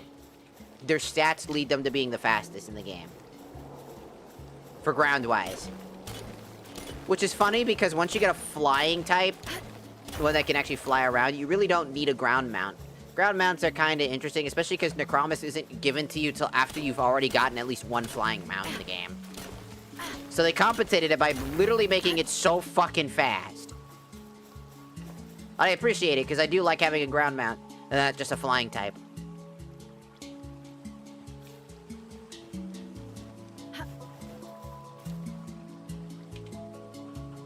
Boop. We need a POW gear bench, and deploy another POW to work. So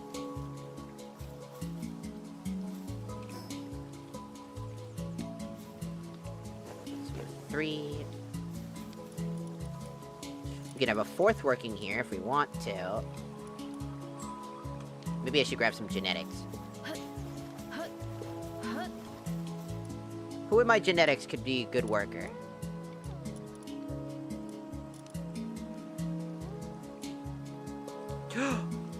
You get random items. Yeah. You get random items. If I build the ranch.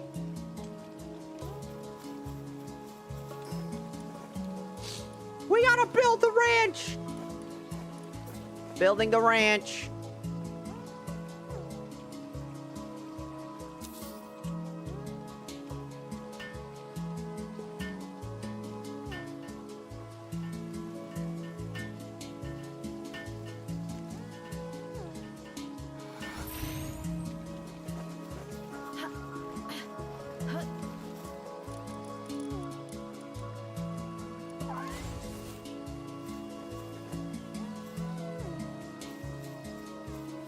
Where are you going?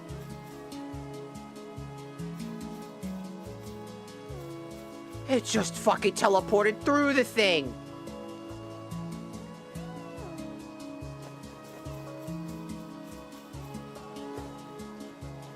How much did they harvest already? Out of curiosity. Wow, that's a lot.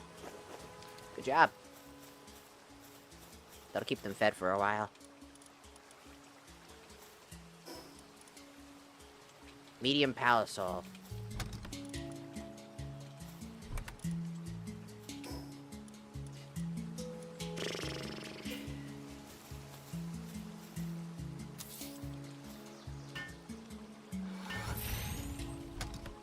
One more pal needs a bed.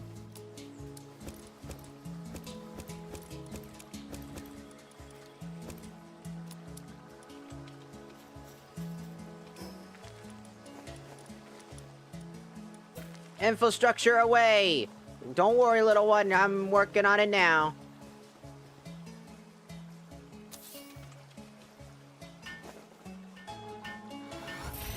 There. Alright. I still need clothes. Look at you.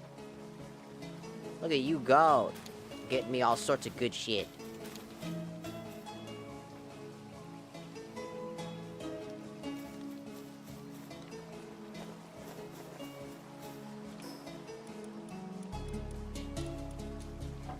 We need more cloth we don't have.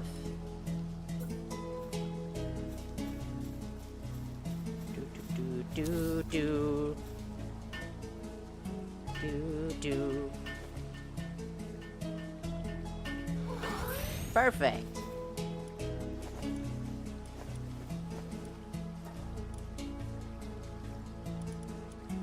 Interesting.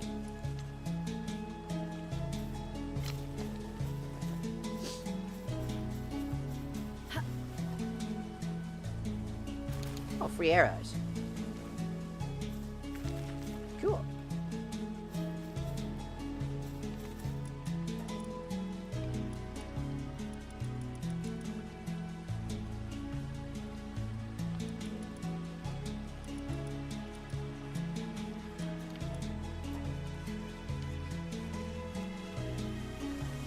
It's so calm.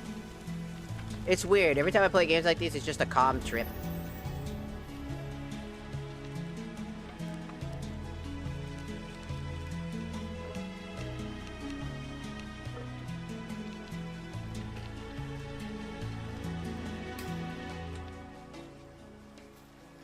Alright, that's a bunch of pal spheres that we needed.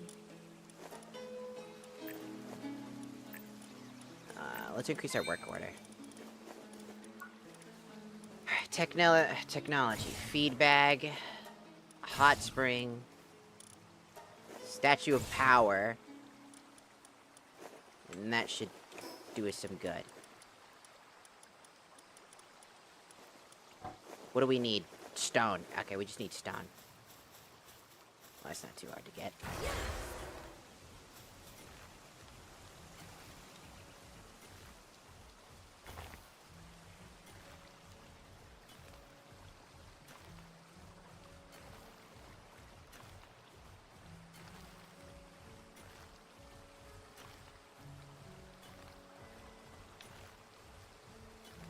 Huh? What? Rocks. Right, rocks. Okay. Where the fuck am I gonna put you?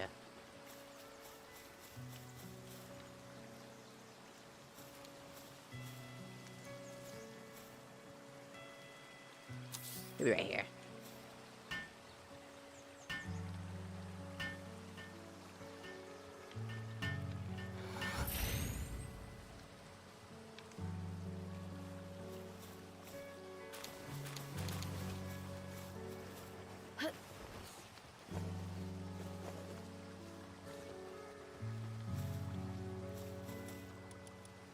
Feed bag. As it'll could just do that to passively restore.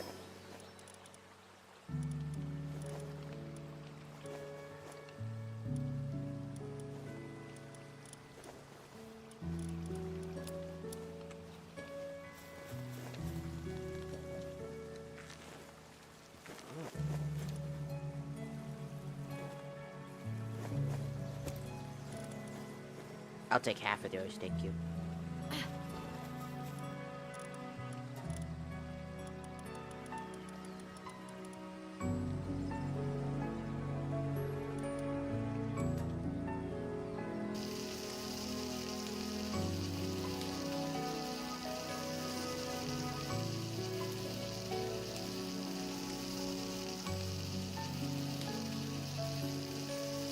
We still need to find wool, so I need to find a creature that can offer wool.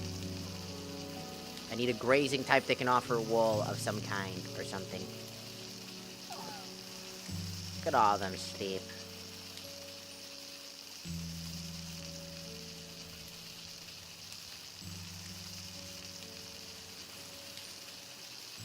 Meanwhile, I'm just out here cooking berries.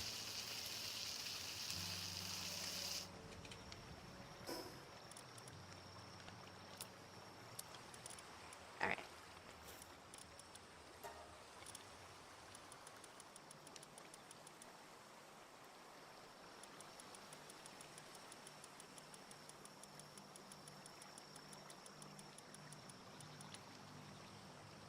Do I have the...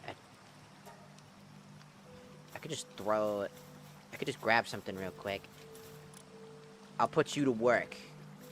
While I quickly go do something. You go do that.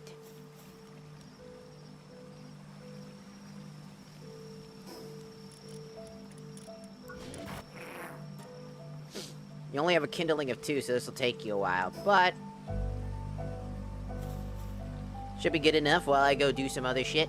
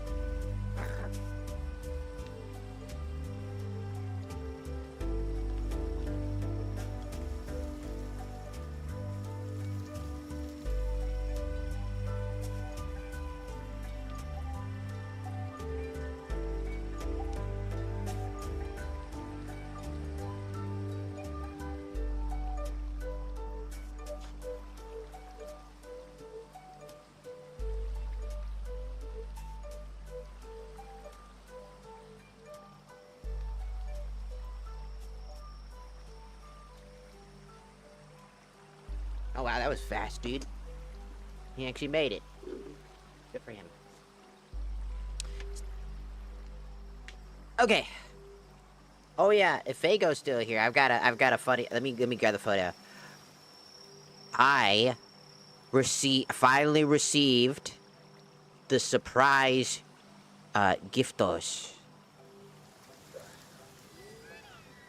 Actually, it was like, I think like 2 days ago, technically.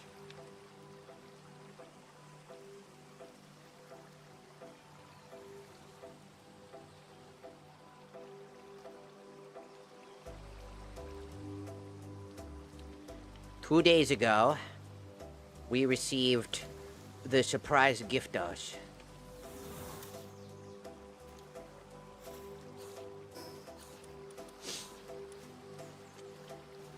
So,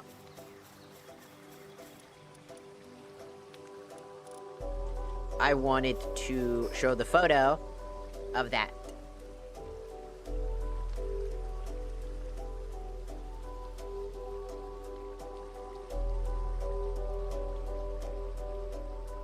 I want to get rid of that photo, it's great.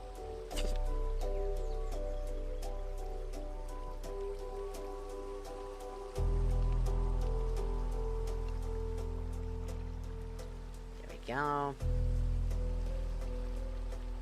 No. You're not tabbed in, idiot. Alright, there we go. Let me grab the cute photo. I took a fun picture. It took me a little bit to get her to want to do this and accept it.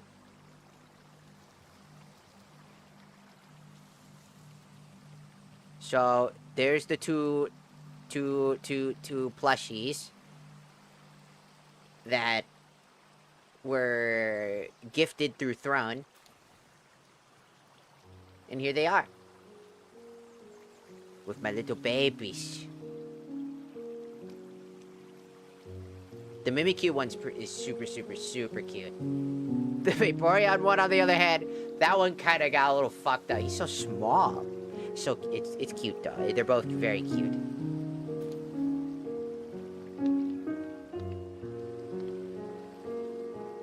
This is my little baby. It's my little baby Doran. She's a little baby. She's my baby. My sweet little baby.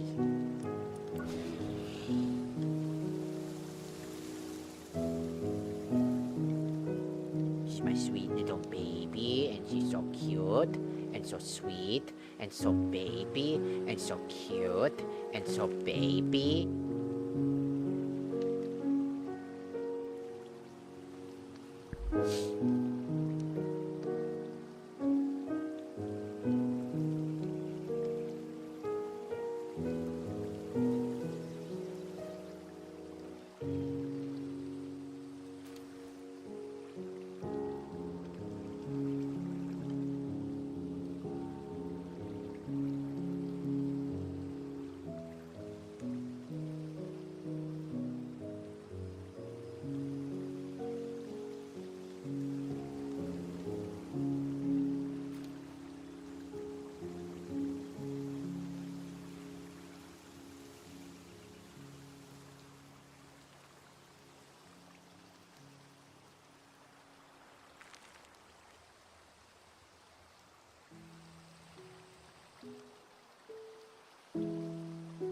Damn, that sucks.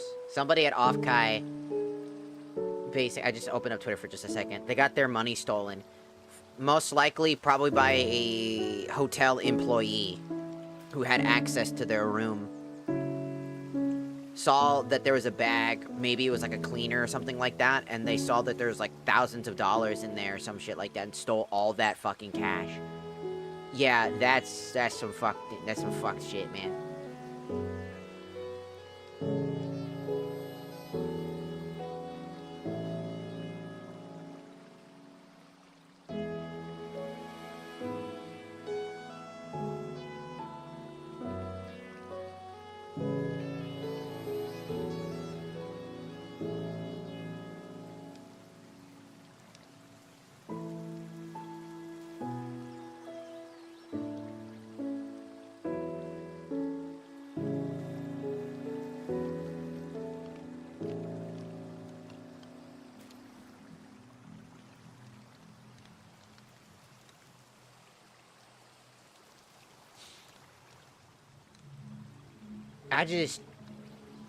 I just can't fathom. I know that the world sucks, right? But stealing somebody's money, especially that much money, that's...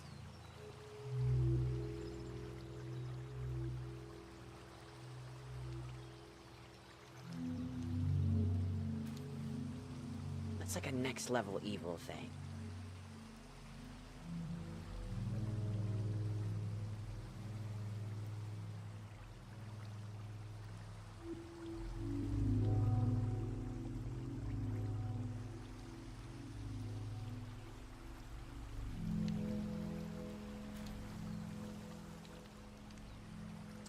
I hope that one day that I can do the streaming thing like everybody else and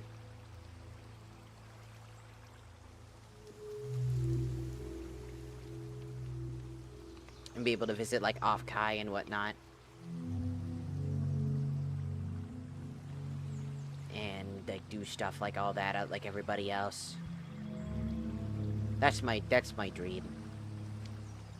To be able to entertain her and keep doing this. But who knows? Can't seem exhausting enough as is. Losing that much money would be so shit. It would, especially because they just left it in there so that she wasn't this individual would basically not be carrying thousands of dollars in their pocket everywhere they went, which is absolutely the smart move. For your hotel to essentially be breached like that, your privacy, the space that you're staying at being taken advantage of like that, and then they steal your money.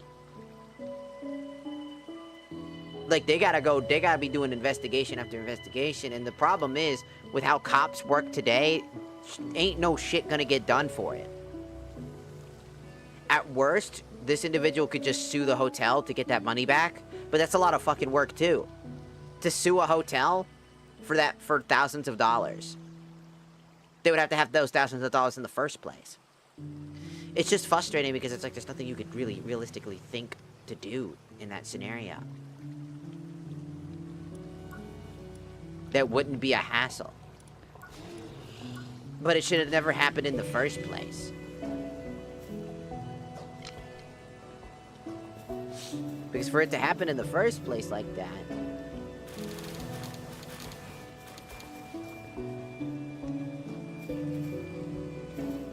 that's so fucking annoying, you know?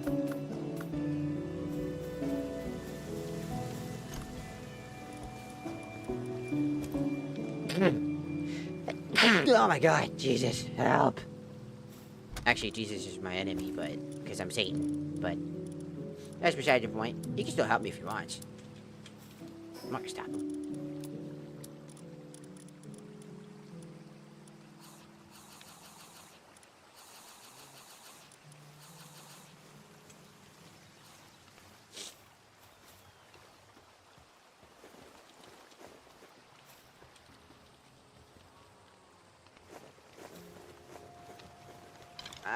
Also, welcome in, Jake, again.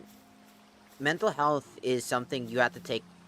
I can only give you advice. That's something that I've always told people online. I can only give you advice. I can only give you a small amount of things that might not even be all that helpful in your current state.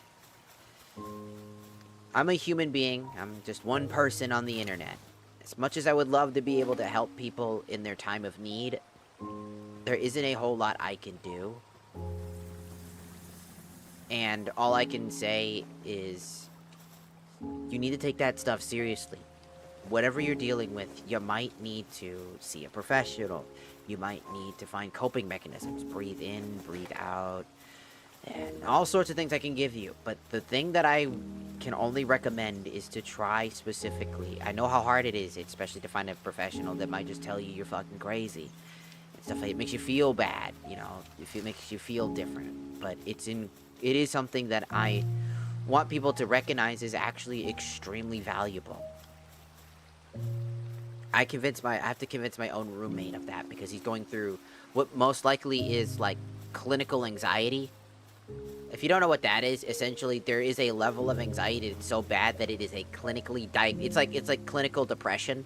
you know, like diagnosable depression, where you have to be diagnosed, and that it's a completely different ballpark, where it's severe. So sometimes it will be best to seek out a profession, because no matter what I could say, no matter what I can do, I can't help you. I'm 1,000 miles away. I am a person on the internet. And as much as I can give you advice, I am one random person on the internet.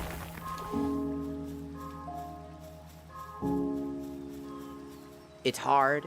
I can be here as a force of entertainment, which is why I'm here in the first place. Is to be that force of entertainment. I can't be your professional. I can't be your therapist. I can't be the person that helps you. You have to learn to help yourself, and it's hard to do that, and I can be here as somebody that can give you advice, they can help you feel calm. And not all professionals are the same. That is true as well. If the therapist that you're currently working with isn't a good one, that might mean that literally that's just not the therapist for you. Not all therapists are equal. They are individual human beings. Just because one, like, doctor doesn't help you in your scenario doesn't mean another doctor can't. You ever hear, like, get a second opinion? The phrase, get a second opinion from a professional? Where, like, one professional, there's, like, you know, a professional, and then there's, like, another one, right?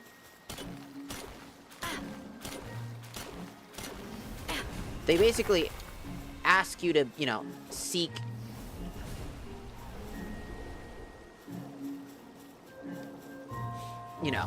help and, like, resources multiple times. Because sometimes somebody's just dead-ass fucking wrong.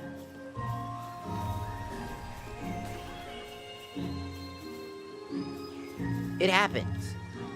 Sometimes they don't understand you yourself. Sometimes you need to find the right doctor for you. That's why it's important to understand those things. If your anxiety is spiking, or you're feeling in a moment, you feel like you're still declining, that's something that you should 100% bring up to the professionals, because that's something that you should take seriously. There's not a lot that I can do.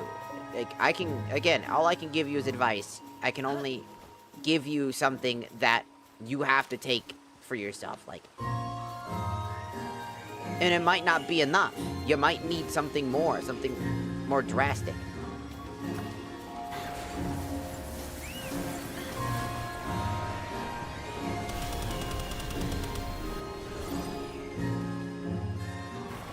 Bro, that just lagged up my whole ass game.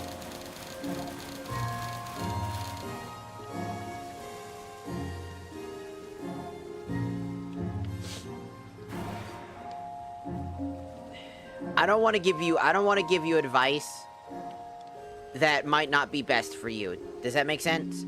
The advice that I can give you might not be for you.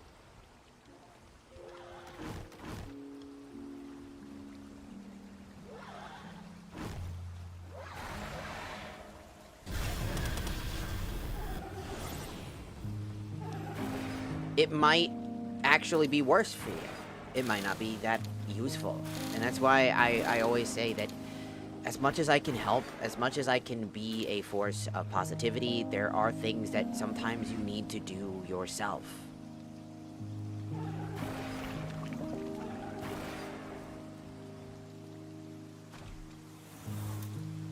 You know? It's not going to be very...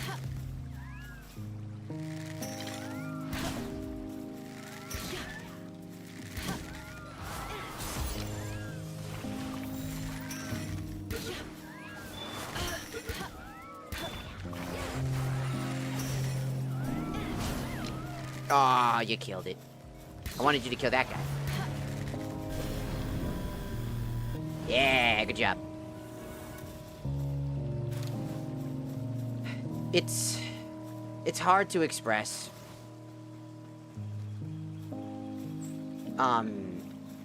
how someone can truly help you.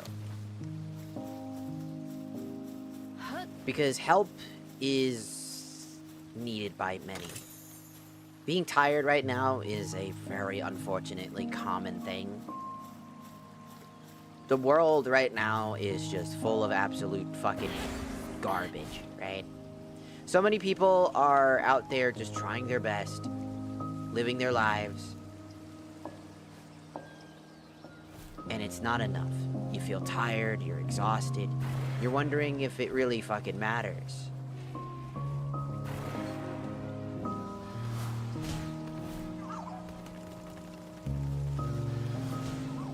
You know, there's so much more to something than meets the eye.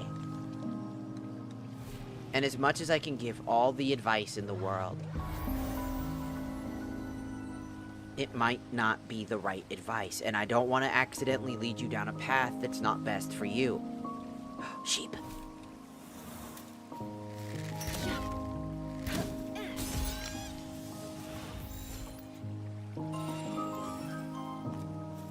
We got a sheep. Finally. I can only give so much advice before it literally just runs dry.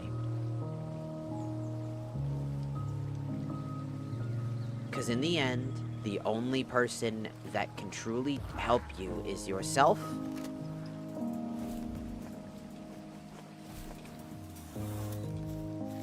Who just did that?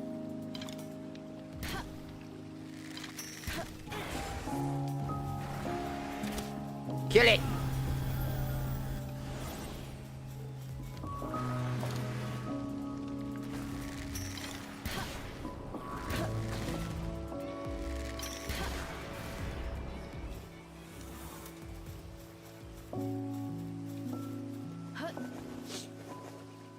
When you're so tired, there isn't a whole lot that you can do. I could say that you just need to find a way to relax. You could try just finding a new hobby, something to do. Distract yourself, you know? It's not easy. There's 1,000 things that I could list off that might be useful to you, might be helpful to you. But in the end, it might also not be helpful to you. Because the advice that I can give is only limited to my own personal knowledge and experience.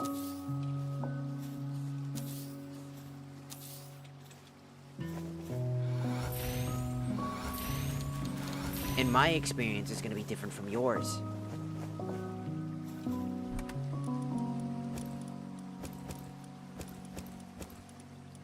So its best thing I can offer is for you to try to seek the help you need. If you feel like your therapist is not helping you, if you feel like nothing is changing, and they're just not giving you any more ideas on how to help, if they're fresh out of ideas, you might need to find somebody else, because that's not how they're supposed to operate.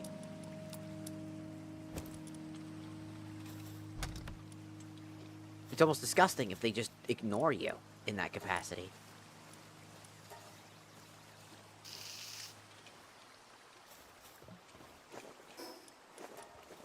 Be true to yourself. It's okay to be tired as well. It's okay to feel the way you feel. A big part of the reason why we feel so exhausted is that we just feel like we're not allowed to be exhausted.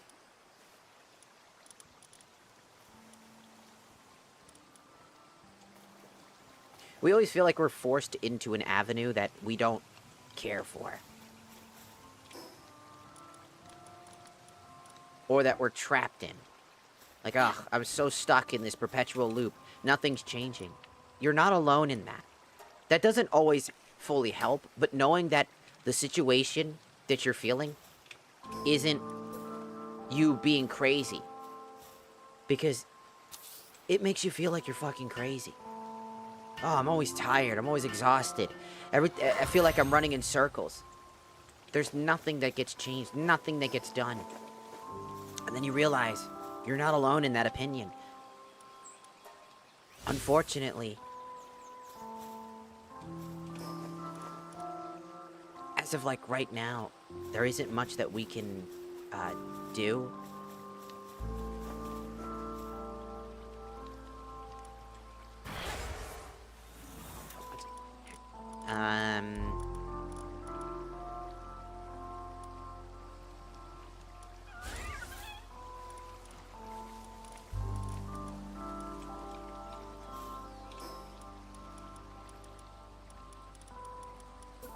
And I would love to have all the answers. Tell you everything is gonna be alright, you know. Say that there's so much more waiting out there. But I can't guarantee that. You know?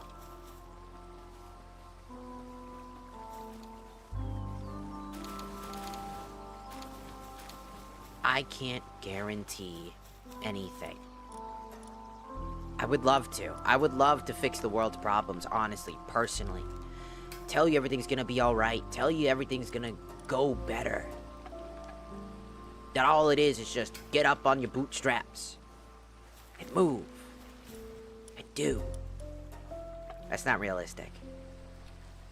Right now, we're all stuck in this perpetual loop.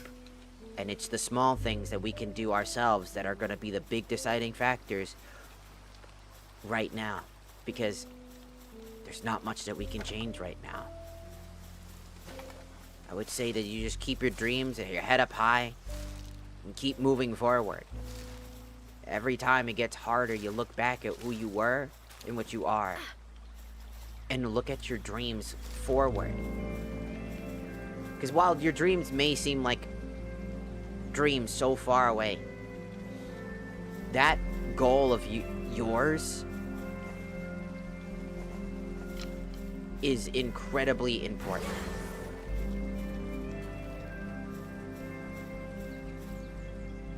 And that should always be understood.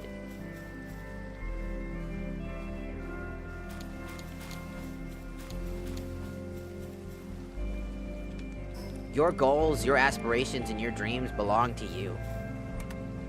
You should never feel threatened or afraid that to speak your mind, to be who you are, to live your dreams. It doesn't matter what these big fucking corporations tell you. Oh, you'll never amount to shit. Your parents tell you you shouldn't do this, you shouldn't do that. You do what you want, you know? You have one life, as far as we're all aware of. Why waste it on the what-ifs? You know what I mean? Why waste it on the maybes and the what-ifs of life? I'm streaming to you right now, right? I don't know if I'll ever become a big, fancy streamer. You know? Be able to make money doing this. I don't know if I'll be able to achieve my dream of being an entertainer. Whether it's voice acting, through streaming, or other things. Meet new people. I'd love to, like, meet new people through streaming. I don't know.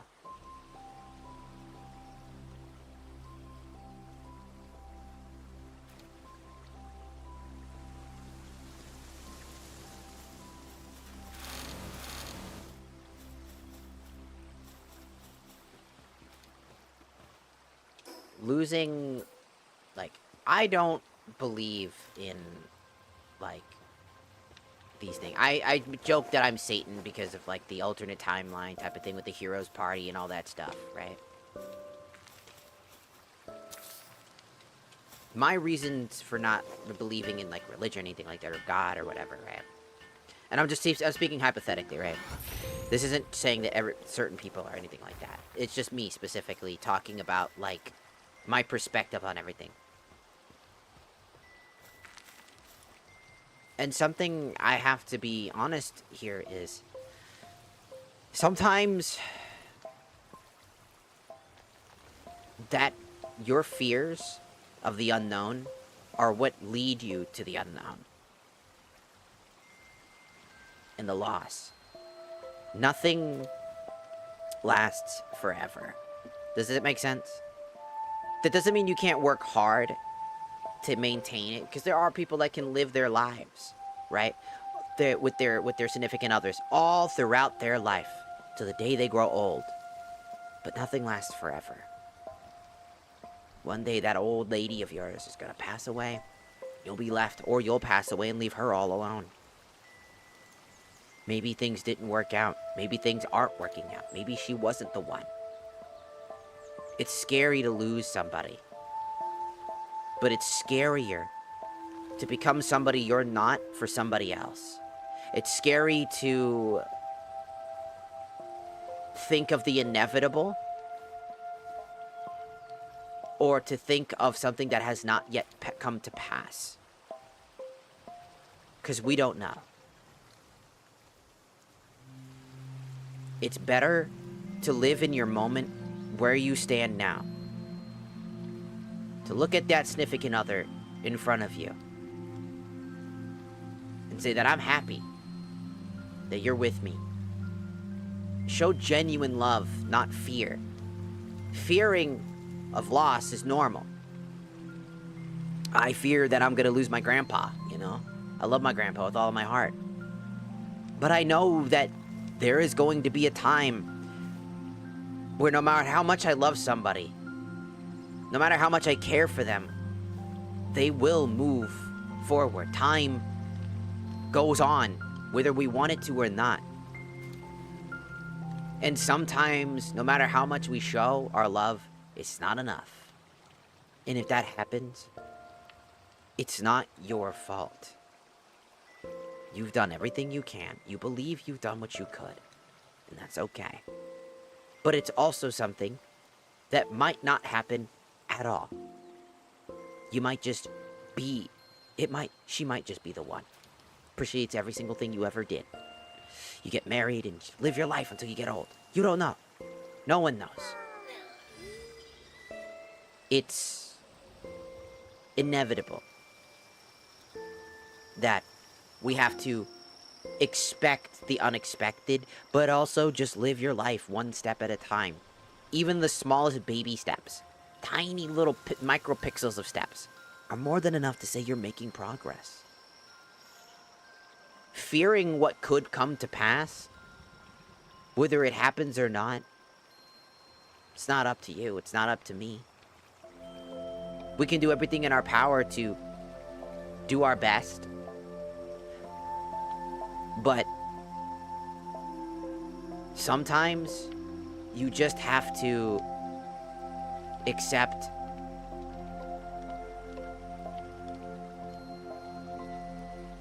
what comes next. Put all you can into what you do. Give it your all. Be who you are. And don't be afraid to be who you are.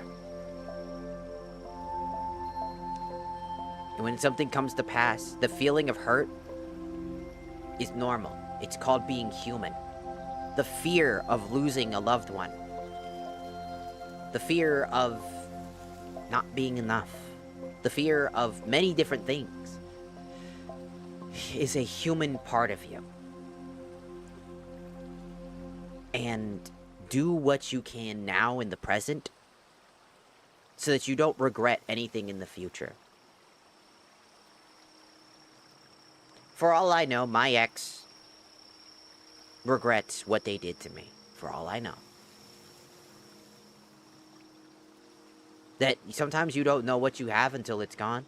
Sometimes they don't, and they never cared to begin with. You don't know, I don't know. No one knows. It is, by all means, Jesus Christ.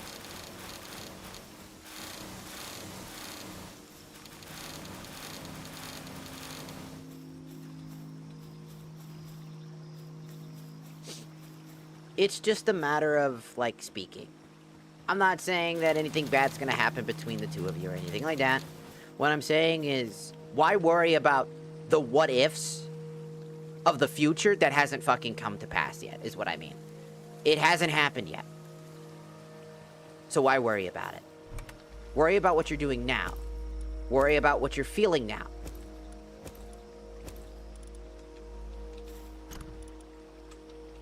And embrace what you have and cherish what you hold now with all of your heart so that you don't regret your future.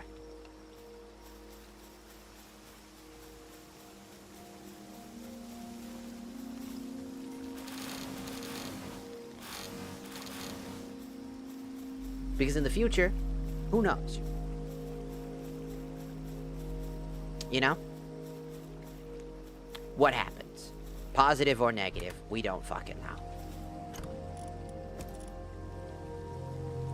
So worrying about what's gonna be happening in the future isn't something that should consume your life.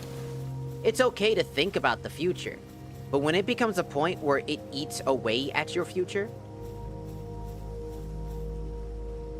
where it takes away everything, and it consumes the very thought process, and it consumes every waking moment of your life,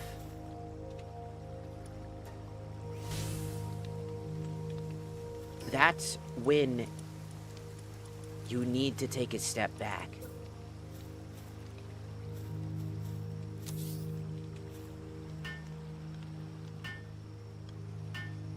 And just appreciate where you are now. It's hard. It's really fucking hard. Just be with you.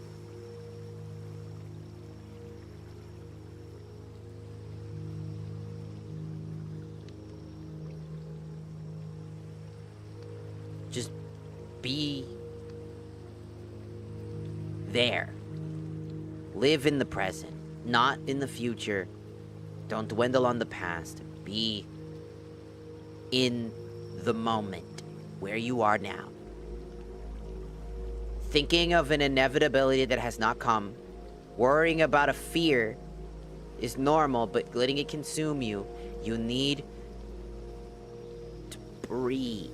That's all I can really give as like a way to talk. You know?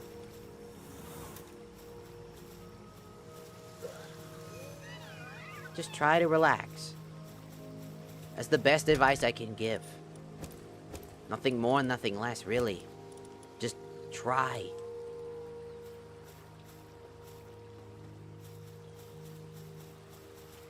It's hard.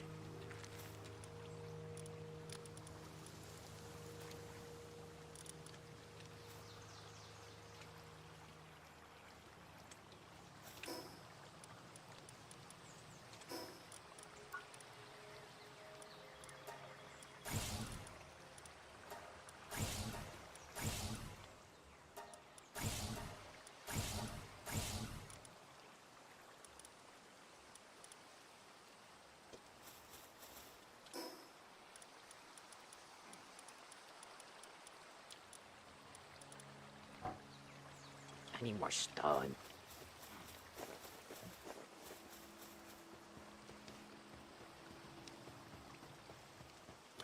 Do I have space now?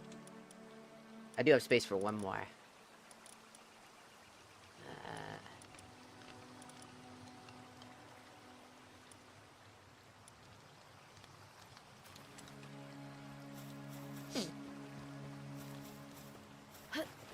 Look at these guys.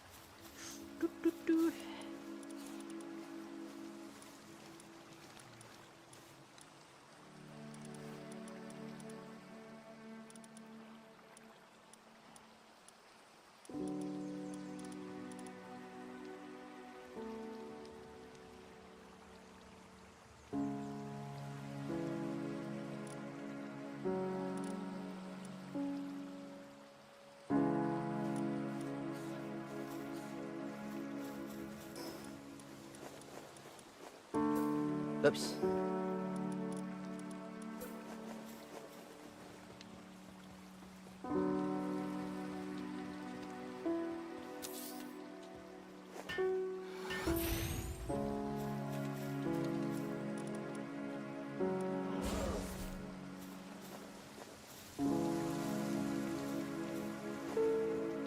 He's very handsy.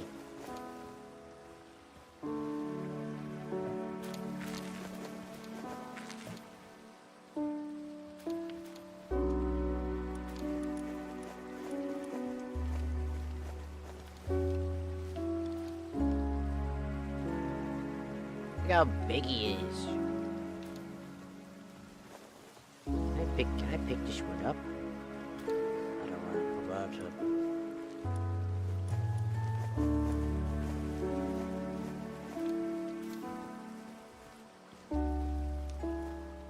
He's kinda going a specific way.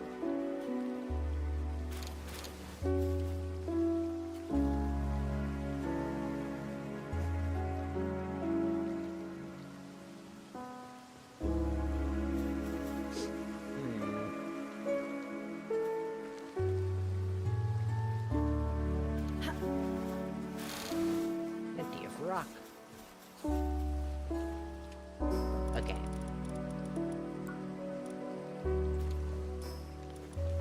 You can finally build the furnace.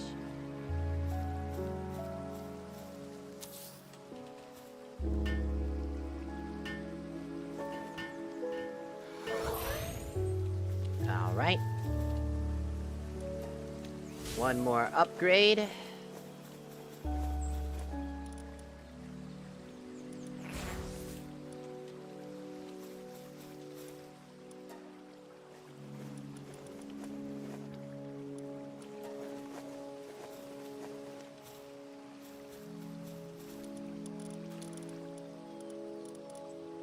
Alright. Our base is looking pretty solid for the most part. We're slowly making some progress. Slowly but surely making some progress.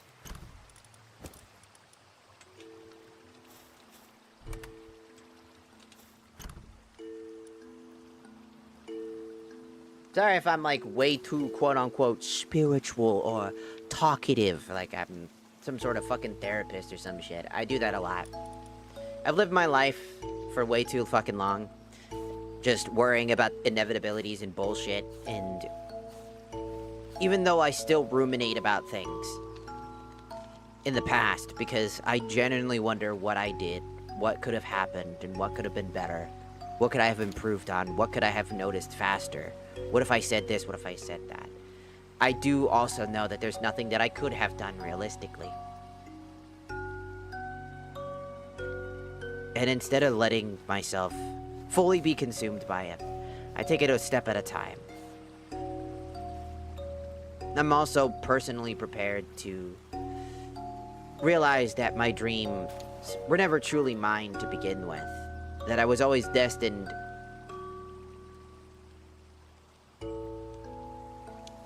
for a smaller role in life. I hope that doesn't come to pass. That I can actually do things like this.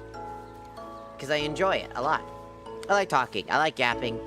I like meeting new people. I like just being around, you know? I just sometimes wonder if people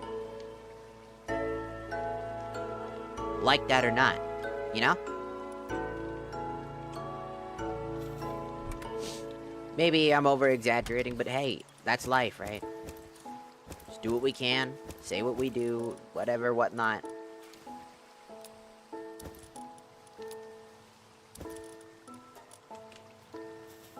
Up.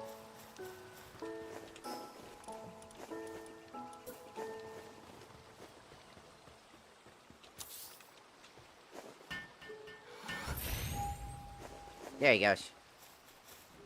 Look at him.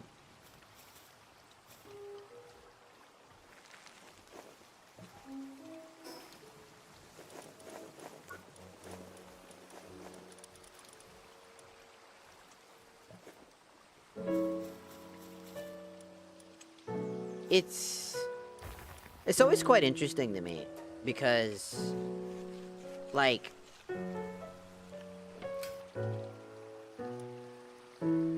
so many times I've lived my life where I was always treated like somebody lesser. You know?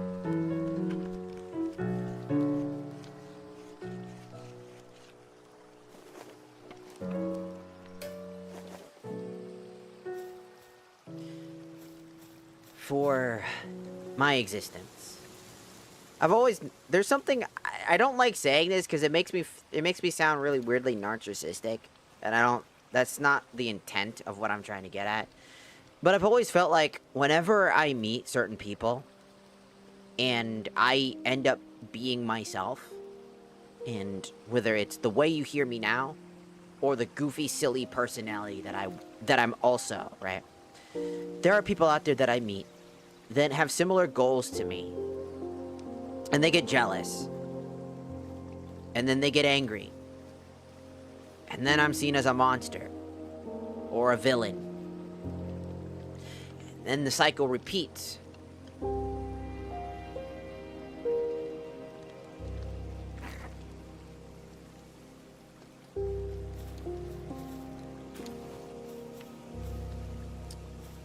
And I genuinely...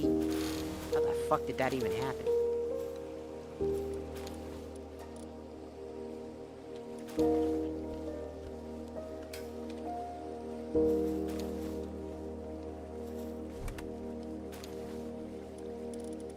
I genuinely just... It happens. I don't exactly have, like, an answer to some of that. But I do notice it. And I'm not saying everybody does that, but when it's clear as day that there's somebody that does do that, I notice it immediately. It's not hard to tell. It almost becomes prophecy at times. And they always hide behind the same excuses.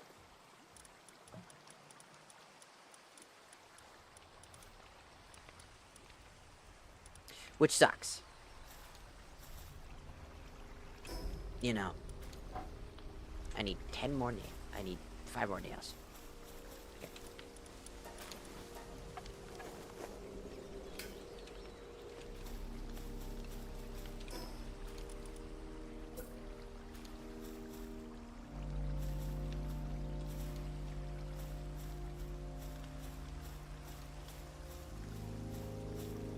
It's like night and day. Sometimes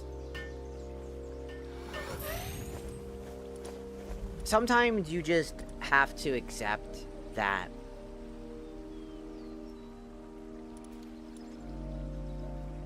people aren't as nice as you thought they were.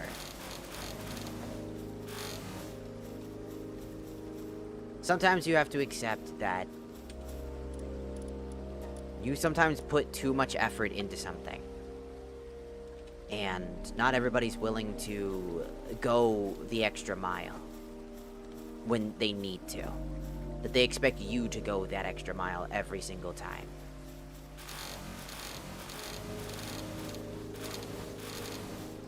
Like my past friends, I've said, when I said that I think a friendship is a 50-50, you need to be able to meet them halfway.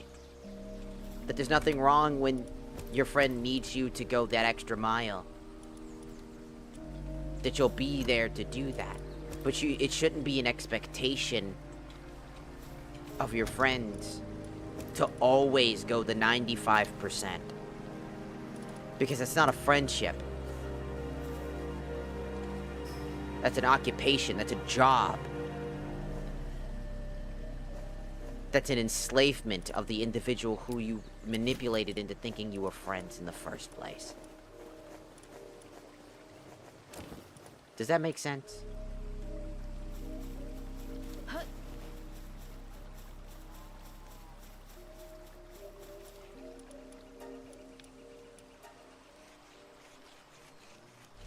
They were never your friends. Because friendship isn't about what can you give me?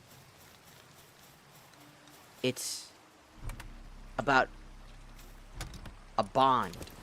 A natural bond, if you will. Between you and those people. A friendship, right? A friendship is literally just broken down into, like, something... Either, like, you guys have similar interests, or, like... You guys just met through, like, games, stuff like that, and... It's just, like, it's a mutual thing.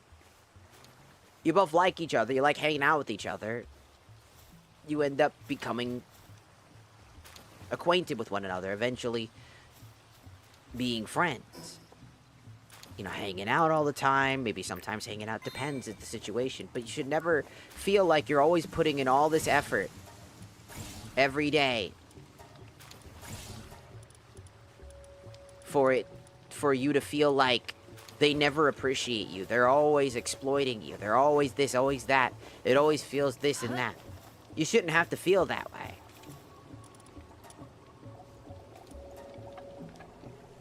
That's just not how you should have to feel.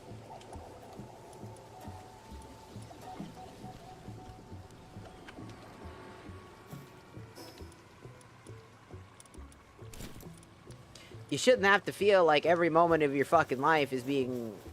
You're giving, but you're never receiving. You're always giving them everything they've ever wanted, and not a single thank you, not a single, you know, word of just existence. You're just like this dead weight to them until you can offer them something. And when you can no longer offer them stuff, they'll drop you faster than the West. That's the type of behavior that I always look out for. The behavior that I'm scared of.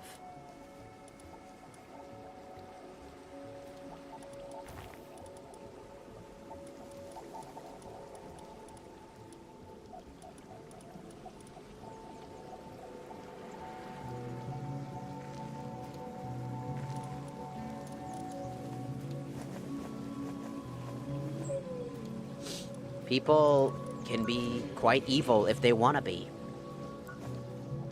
Again, people aren't born inherently evil either.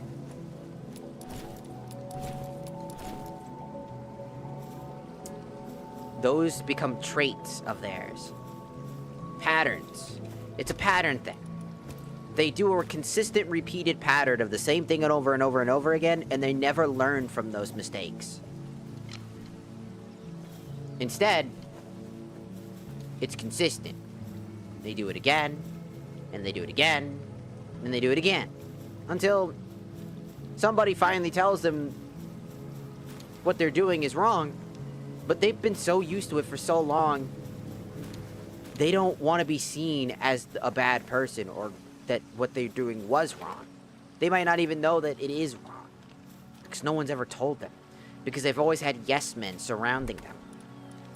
Never had an opinion for themselves, never had anybody have an opinion of their own for themselves, and if they did, they would be outcasted or shunned for even having that opinion in the first place.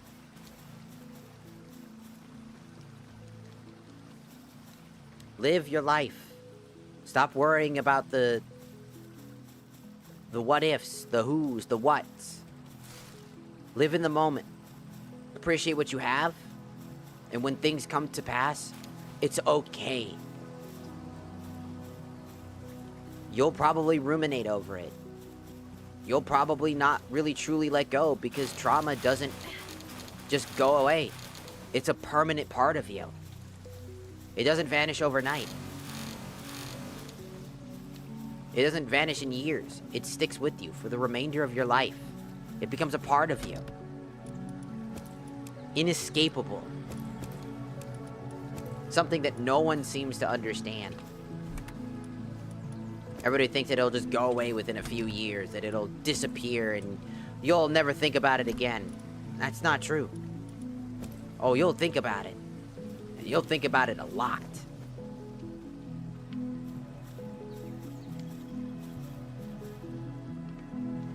It's never ending.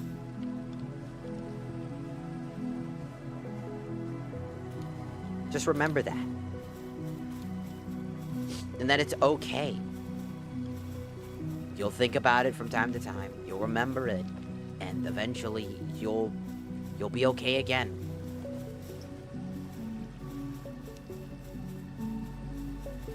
It just happens. Be true to yourself. Don't let your past consume you.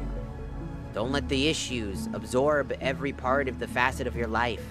Because you are who you are. No one can tell you otherwise.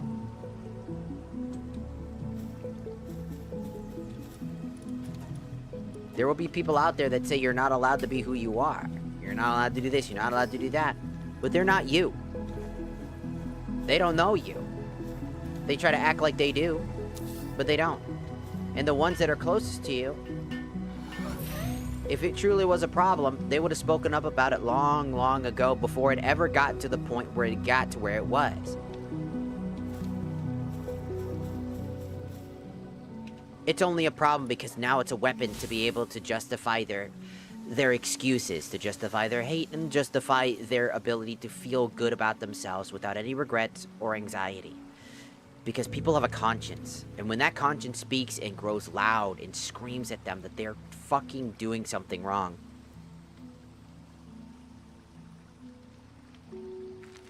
It's an inescapable feeling. Inescapable.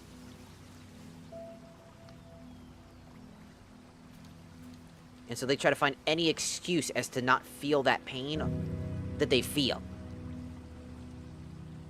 That they'll pin everything else on everybody else because it makes them feel better.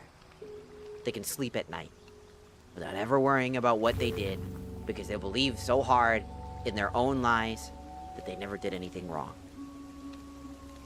Those who can forget about issues or things like that overnight never cared about you in the first place. That always happens. Because if they genuinely gave a fuck, then they wouldn't have done it in the first place. They would have actually had that conversation with you. They would have talked to you. They would have said things.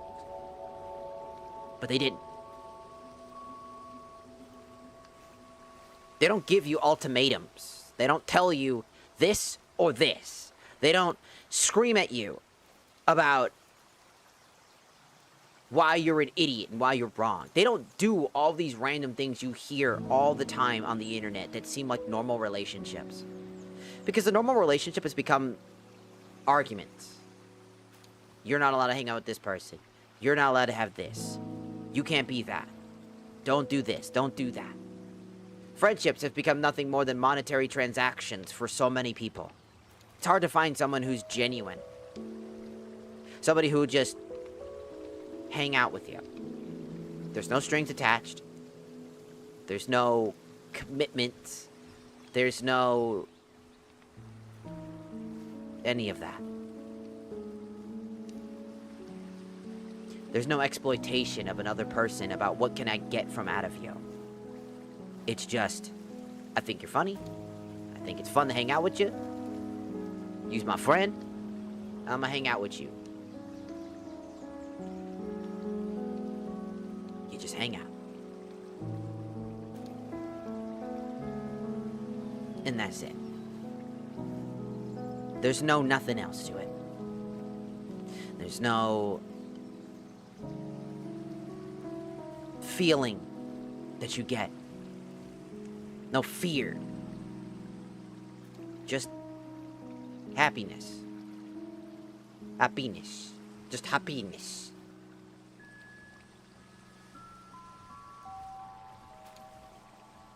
That's why I appreciate the people that I have now versus the people I had then.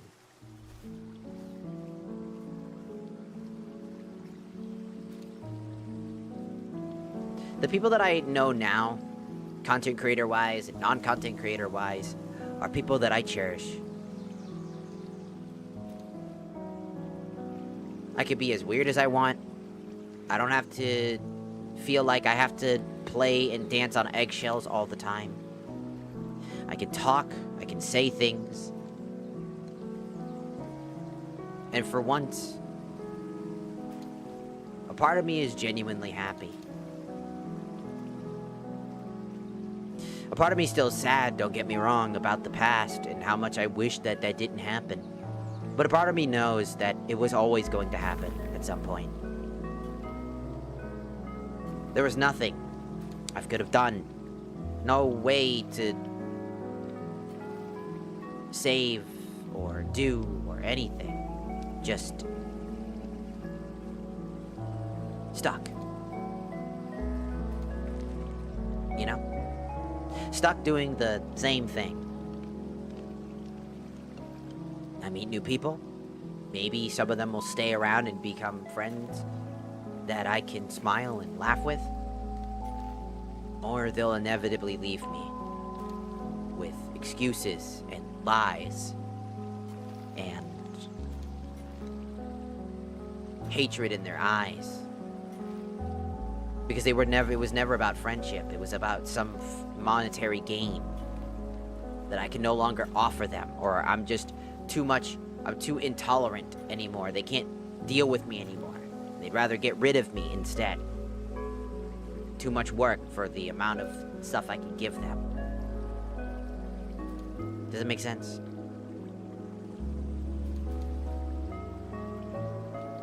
You can tell who's your homie and who's not your homie. who's your ride or die and who's your not ride or die. Who's the squad and who's not the squad. But not everything is meant to last forever. Sometimes you naturally drift apart.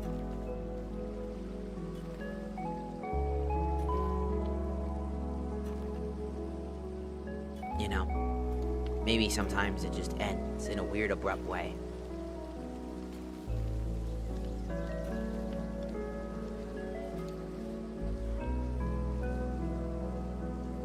I have friends I haven't talked to in a very long time. Silence isn't, because I talk about this, silence isn't an issue. Silence as a weapon is a problem. Sometimes you naturally just don't talk. And that's why whenever, somebody doesn't reply, doesn't talk to me, I don't automatically think, oh my god, they fucking hate me and blah, blah, blah, blah, blah. I think, hey, they're probably fucking busy. Hey, something probably came up. Oh, hey, maybe now not a good time.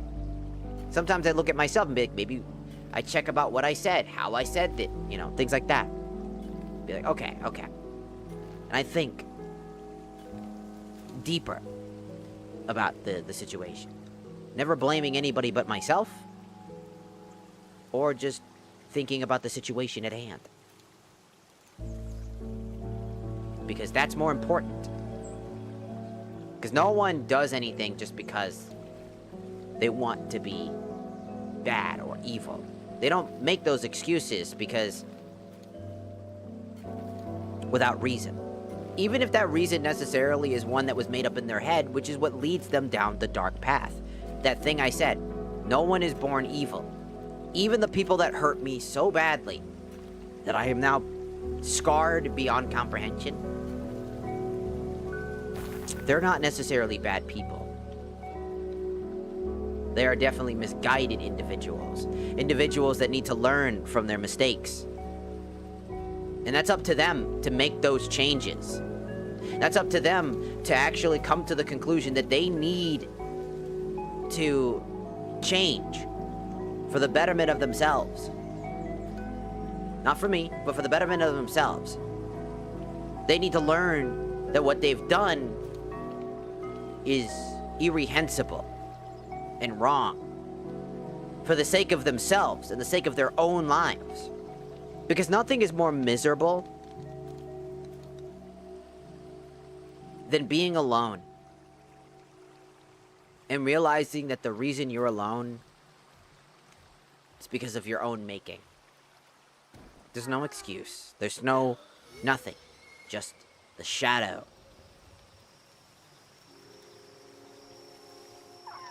of yourself to keep you company. Realizing that you threw everything away for your ego and for your pride and for your jealousy. And you don't want to be that person.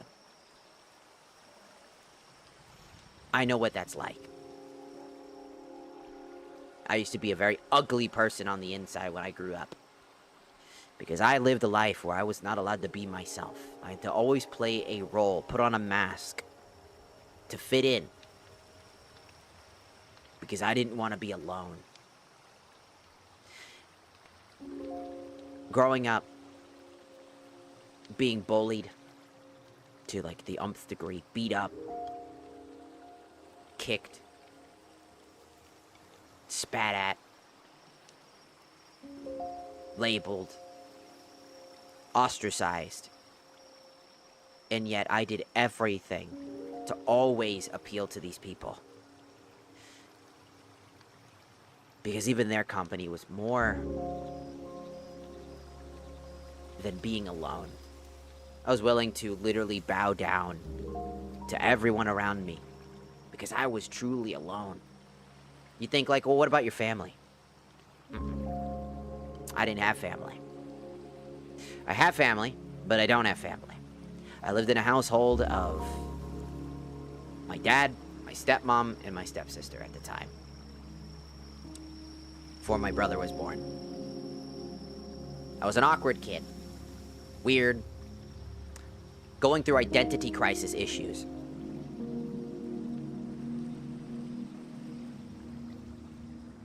And instead of them thinking or treating me like a child, they treated me like an object, a broken mirror, a broken record.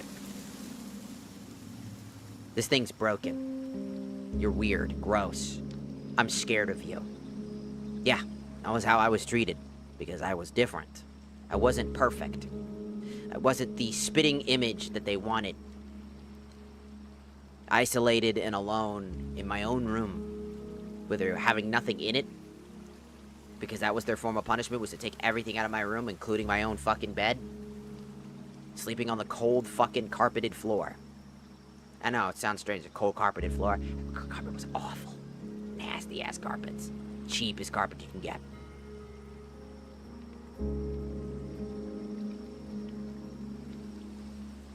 Wondering, is this what I fucking deserve? Am I just a monster? Why was I born this way? Why am I having to deal with this shit? If I was born differently, maybe things would have been different. That was my entire childhood that I can remember.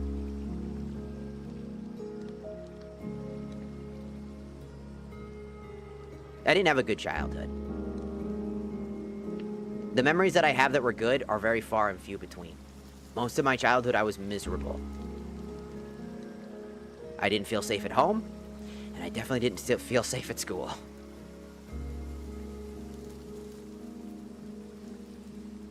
I was, by all metrics, alone all of my life. Until I became a high schooler, where I met people online. For the first time in my entire life, I met people that I related to, felt safe around. As dumb as that fucking sounds, they were my friends, my family, my real family.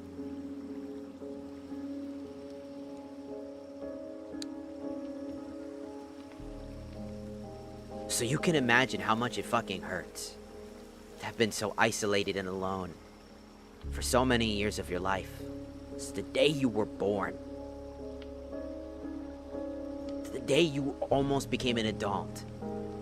And you finally met the people of your life. And half of them never gave a shit in the first place. You gotta imagine how devastating that must fucking feel. When your entire life was alone and isolated, and you felt safer in a mental home full of strangers, medication, and needles than your own home. And then the people you thought you knew were nothing more than the exact people that hurt you from the very start. You got to imagine just how unbearable that feels. And the only reason I stand where I stand, alive, is because I have somebody to fight for. I have people to fight for and a dream to accomplish. My dream is to become a streamer, an entertainer, realistically, more than anything, just an entertainer. Whether it's through streaming or not. Whether it's becoming an actor or voice actor. A musician if I have to. So that I can spread the message of love and care that the internet gave to me. Because as crazy as it is, people like Markiplier, Jacksepticeye, and PewDiePie, the people that I talk about that inspired me to do what I do, saved my life. And the internet, unironically at the time, gave me a reason to fight. So I choose to fight. My brother is also trans. And I want to give them the best life that they possibly can. To let them know that they are loved at all fucking times. Even if I'm not around, I want them to know that I love them with all of my heart. Every time my dad calls me and my brother is in that room, they're like, "Hi!" they hear my voice and they are excited as fuck. Do you know how many times I have to hold in my tears every time I hear their voice with genuine love? Even now I can feel myself crying. Because I don't deserve that. At least I don't think so. To have somebody who genuinely gives a fuck and is happy to see me. That's all I want for them, is to be happy. To not have to go through what I had to go through growing up, to feel isolated and alone. Because I don't want anybody to feel isolated and alone like I was. Because no one deserves to feel that fucking alone. To where the world, in their eyes, was gray. Legitimately gray.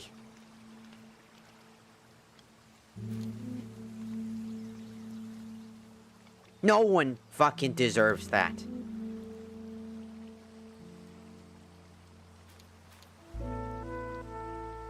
That's why I choose to be the person that I am.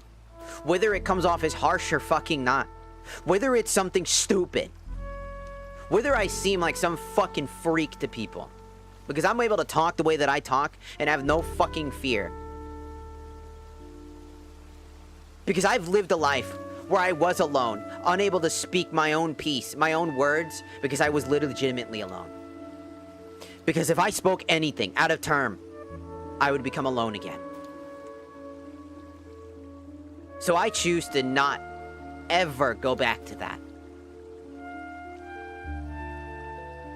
I choose to show the world you don't have to be afraid of being yourself. It took me years of my life to love myself, and I still don't fully love myself. But I love myself a lot more, and I can appreciate myself. I fight even when I am so damn depressed that I would rather stop. And I think about how my brother would feel if I were gone. How distraught they would be. How much they would miss me. How much that they would feel what I had felt growing up. And I can't do that. I couldn't even bring anywhere near close to even thinking about it.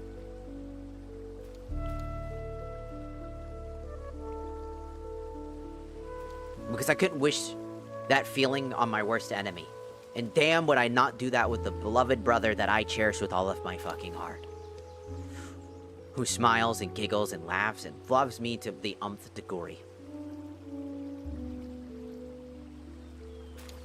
I fucking refuse. That's why family comes first for me. Because my family is so damn important to me.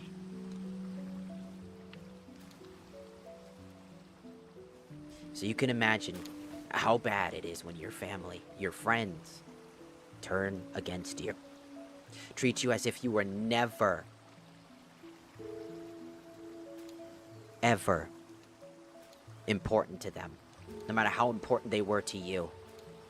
They treated you like garbage. They called you a monster. They called you a freak. Just like everybody else. Throughout your entire life. That's why I can't ever stop thinking about it. Because I keep wondering how it got there in the first place.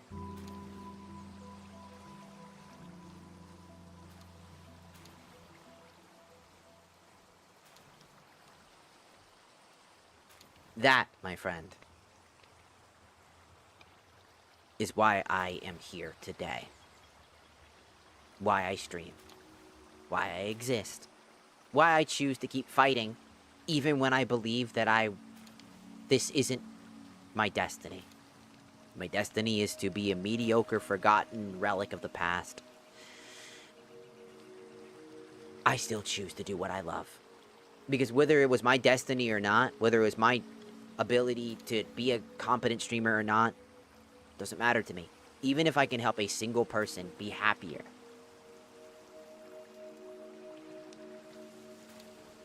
I am happy with that. And I know I'm doing the right thing. That's why I choose to be the person that I am today. Why I do what I do today. So you can call me crazy. You can call me stupid. But I choose to keep fighting for not just a dream of mine, but a dream.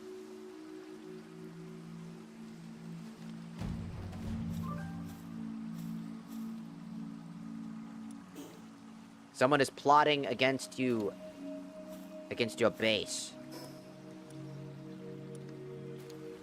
Raid is approaching. Is it? Where?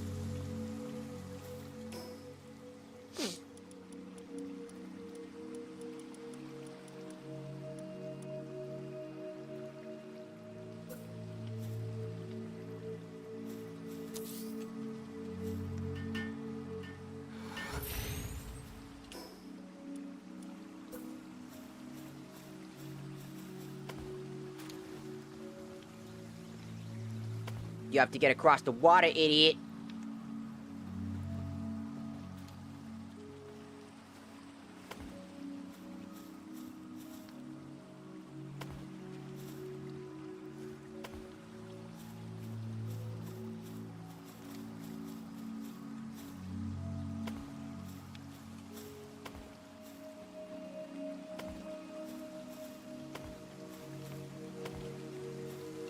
Never get me now, idiot.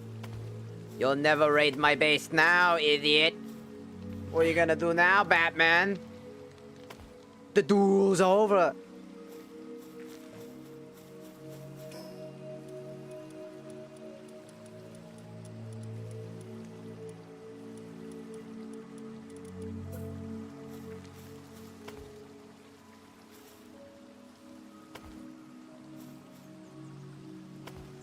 What you gonna do now, idiot?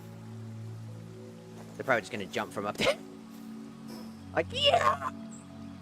Kinda looks like they're coming from... Yeah, they are gonna come from that way. Who the fuck are you? Hey, relax, I came for a little chat. This place is just an hour away from being hit with some real nasty types. But if you pay up... No. Alright, brace yourself.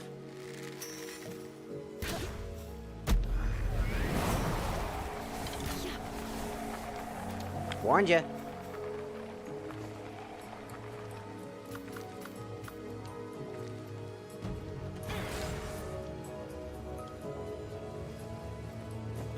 Look up there. There they go. Look at them go.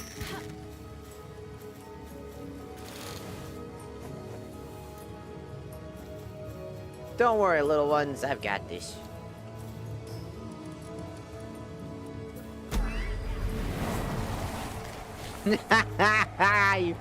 Oh, they're fucking stupid.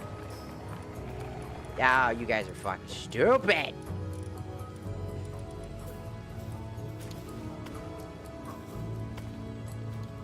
You won't be able to get over here, idiot.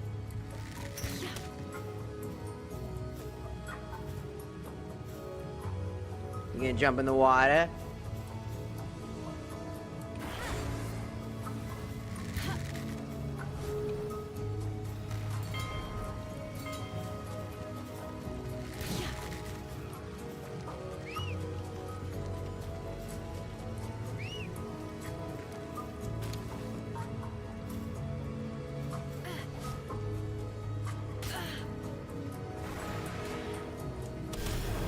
I told you shouldn't have come here.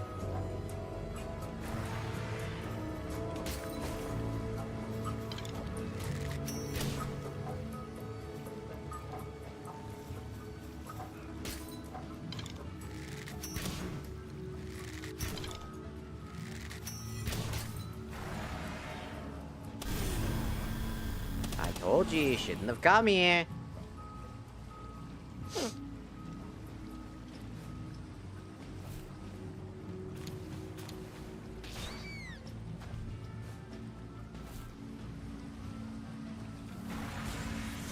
Let's go! Oh.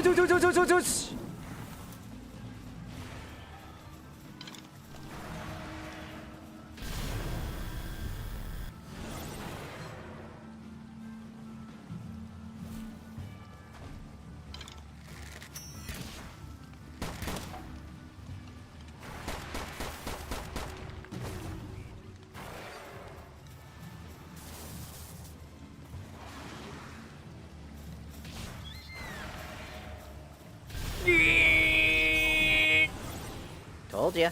Shouldn't have come here. Shouldn't have come here, idiot.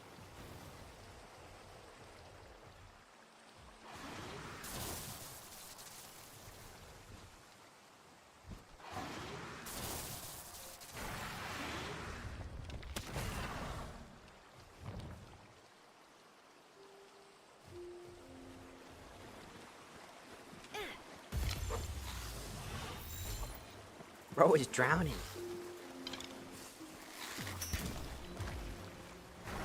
I'm drowning, I'm on fire! Warned ya. Should've got caught. Instead you died. Idiot. Should have listened to me. They're gonna have to go across the fucking water, and that didn't help them very much. Focus. Currently focus on work. You just gotta focus on the job. But anyways, I just want to talk about some serious stuff. Just a little bit.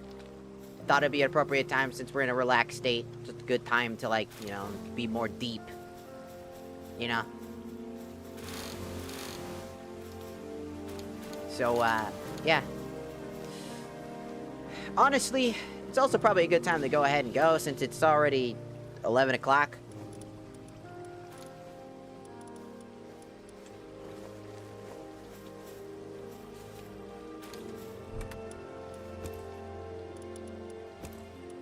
So I'll probably go ahead and just sign out for the day.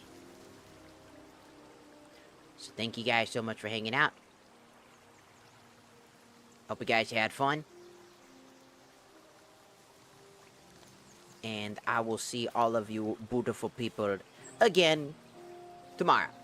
Where we'll hopefully either play Final Fantasy or we'll just do some other stuff. Maybe Sword Art Online. Who knows? I don't. I'm the one that's streaming. Okay.